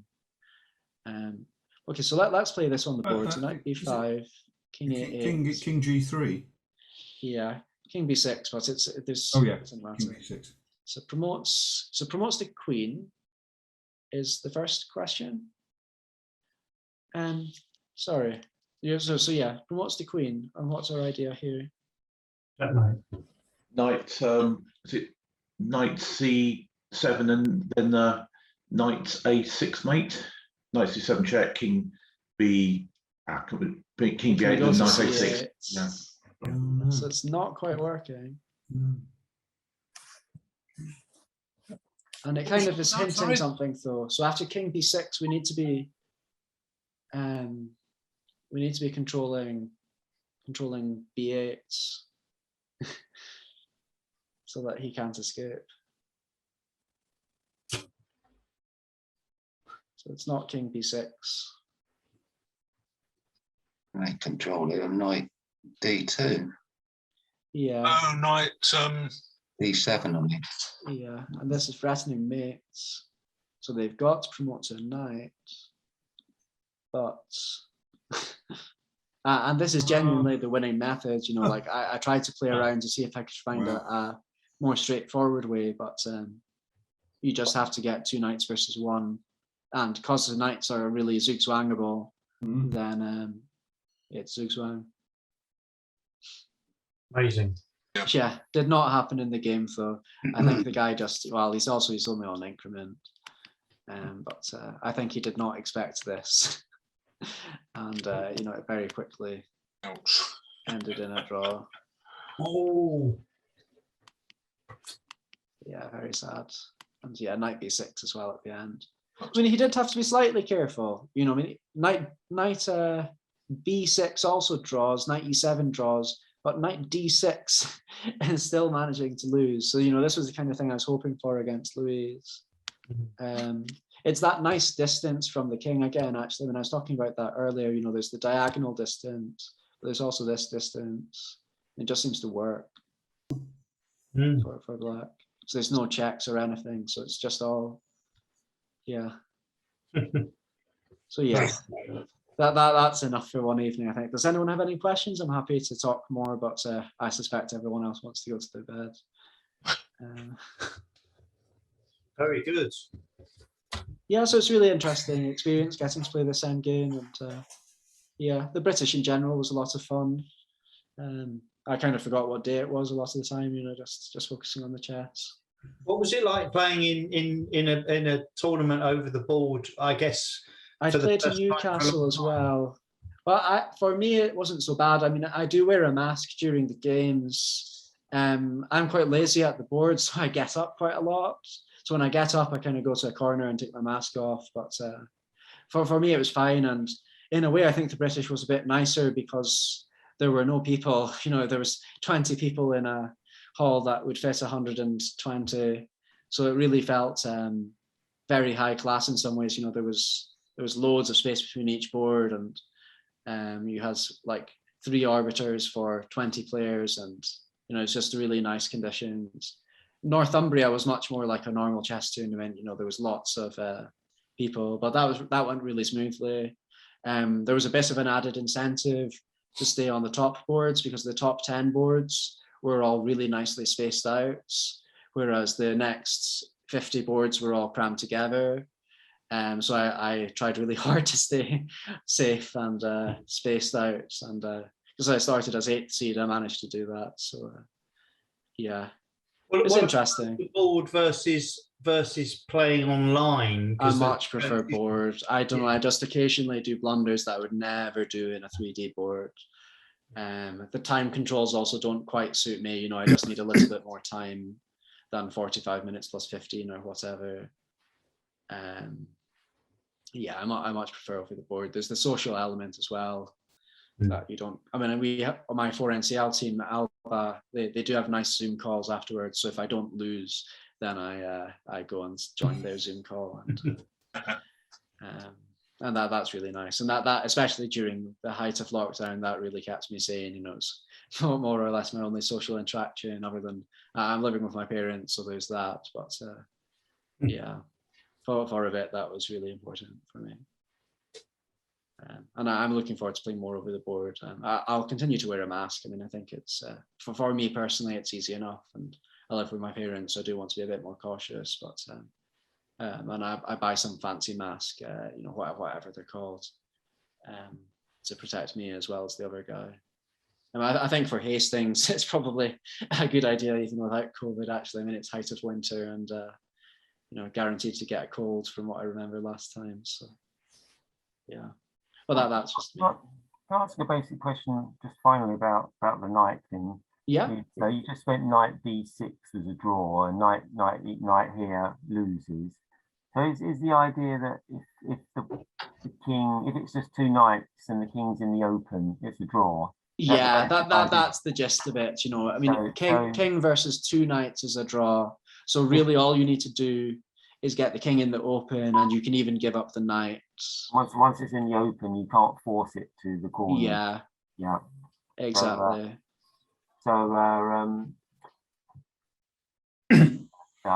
Yeah. So all the chances in this end game and in the previous one, when it was 2 knights and she had a knight, they were all predicated on it being in the corner.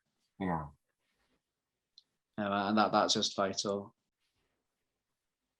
Yeah, I've never had anything like this. No, me neither, really. I mean, it's very unusual, and that's why it's quite interesting to talk about. You know, it's probably a once in a career chance. You know, bishop and knight is a bit more common, but 2 knights and pawn, I mean, it's really unusual. And even the very best players in the world are not sure. Like I watched an interview by my friend Fiona Stella, I can't remember her last name, with Sergei Koryakin, and you know, he did not know the Troitsky line at all. He didn't even know it was a thing. He just thought he thought all of the, if it was on the 5th rank, he thought it was a win.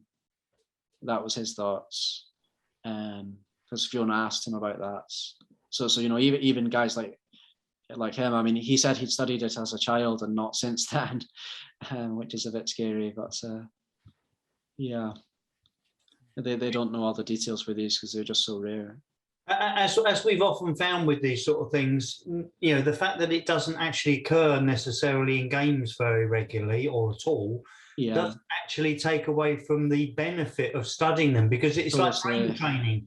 I find I think more innovatively and think better in a normal position, having been on these sort of sessions. I think that's totally right, and it particularly applies to things like these. You know, these are very artificial situations in some ways, but in other ways that kind of accentuates the point. You know, normally when you talk about good bishop versus bad bishop in a middle game or something like that, there's like 20 other things going on. Here, the only theme that matters in this whole position is bishop, good bad bishop, and the forcing moves. So I think it's really good, and really helps you get familiar with the board. And I do a lot of end games and easy tactics puzzles. Those are kind of my two go-tos for chess improvements. And I think they're both really good for everyone. Previously, I've struggled to recommend end games for club players, because for lower club players, because they're hard. But I think this end game studies course by Kostya, I promise I have not been paid to promote it, but don't worry about the video, I don't think. But the puzzles themselves are excellent. Although also the chessable format, don't bother with that for you know, just treat them as puzzles. Don't try and memorize them. The other thing you did tonight, which was really good, Hamish, is you showed it mid-game, mid-discussing it, you jumped to the pawn formations. And that's pretty useful, because it's quite hard to visualize that in a real game. And when you jump to it, even if there's a rook that can checkmate, for example, doesn't matter. You're just explaining the pawn formation and why you might want to try to get to that position or not. Yeah, this exact approach was used by Sadler in his book. It's a really good book. You know, I even have friends who do not play Queen's Gambit at all, and they read this book just because it's got such a good reputation. I mean, I think Sadler's a really fantastic author. And if you play anything like the Queen's Gambit Declined, then you should get his book that was written in 2000. The explanations are fantastic. It's not really computer checked, you know, I think it's dated in that sense. Don't use it to actually make your repertoire, but in terms of understanding the opening, you know, I mean, this is the best bit of the book actually, is this kind of thing. I've not checked the book as to exactly what he showed, but he showed stuff like this, and he actually got it from Mark Varetsky, so it's a chain of passing it on. But this is my version of Matthew Sadler's version of Mark Varetsky's version of explaining the minority attack, and I think it's really useful. It's one interesting feature about that book is the section at the end on move orders, because he because he actually recommends playing the Nimzo against when White plays an early knight c3. Yeah. Only to play the Queen's Gambit once you've committed knight f3. Yeah, I mean, it depends. Like if you're playing, you know, in the UK and in England, especially, I think, you know, things like the Trompowsky and things like that, you might want to do d4, d5 if you prefer dealing with that. But certainly it's a consideration. And in general, Sadler really explains all of these move order details in a way that you can't really get just from a database unless you're very strong. You know, it's really good stuff. And Queen's Gambit, like I said right at the start, you know these variations here, I'm out of theory, you know, move 12 or move 13, they're not long variations by, you know, kind of standards of my rating, I think. But yeah, the move orders are really important. That minority attack, it's better to get rid of the A pawns, is it? If you're that at the very minimum, get rid of those A pawns. Yeah. Minimum. Ideally, get rid of your light squared bishop as well. Although Keith has different opinions on that, but yeah. I've only just started playing the Queen's Gambit Declined. It's my late stage in life, and it's a bit of a mystery to me a bit. But I'm finding get that Sadler book. Then it's really good explanations. It's probably all you need unless you're very strong. You know, it's more or less what I rely on, plus, you know, my own analysis from Stockfish. You know, I do have some other books, but yeah, that's the backbone, is just understanding the opening. And yeah, you can quite easily avoid preparation. Just got a book out. Sorry? Colin P's just got a book out. What's your book, Colin? Oh, You're muted. Yeah, thanks. So I was just looking for the book. The question was asked what the name of the book is. And I think Mike's answered this already. It's actually Queen's Gambit Declined. Oh, okay. ECF Yearbook. ECF Book of the Year 2000. Yeah, it is a really good book. I mean, yeah, as Hamish says, you know, the explanations are superb. It's probably one of my favourites. I mean, I've lent it to a friend, which means I'll never get it back. But every time I meet this friend, I ask him if he's read it yet, and yeah, and then beats him up. He's also written an excellent book on the Slav as well. That one was okay. I do have it, and I bought it more or less because of this book. But I really liked the Queen's Gambit one a lot more. The Slav one was, I mean, okay, I don't play the Slav, so that doesn't help. But I think the Queen's Gambit book was really out of this world, whereas the Slav book was just good. I think I was going to say that Slav, what you say, is a good book if you play that opening, but in terms of understanding the strategy and everything behind it, then there's the Queen's Gambit Decline book. I think it's a much better book. Also, I mean, like Carlsbad pawn structure, you can get that in Caro-Kann Exchange and Janowski opening, and you know, London System, Colley, all of these openings, Caro-Kann, you know, they can all transpose to Carlsbad. So understanding that is really going to set you up very nicely. Nimzo Indian as well. You know, these can all transpose to Carlsbad. So you know, just for those chapters alone, I think it's worth getting the book. Yeah. Very good. Hey, Hamish, thank you very much for coming on this evening. I think we've all enjoyed it. Very instructional, very useful. So you know, join us again another time if you will, and we'll send you the links to the forward to the season's game, so you can. Yeah, please do. I'm looking forward to the Arkle one if I get. You know, I'm quite busy with work unfortunately at the moment, but you know, if I get the chance, I'll be tuning in for that one for sure. If you can't join live, you'll get the links to the full videos. Yeah, that would be good too. Yeah. But yeah, I mean, it's been a pleasure. I was really flattered to be invited. I mean, you know, this list of people that you've invited to give a talk, it's very impressive. You know, like Arkle and you know, Michael Adams and David Howell and all these guys. You know, I was flattered to get an invite. We knew you was proud.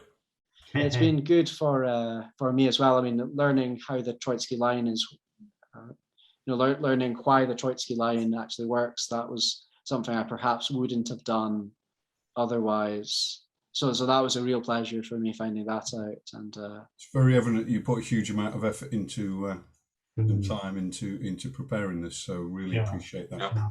Yeah, it was my pleasure. Yeah, really good. Thanks for inviting me.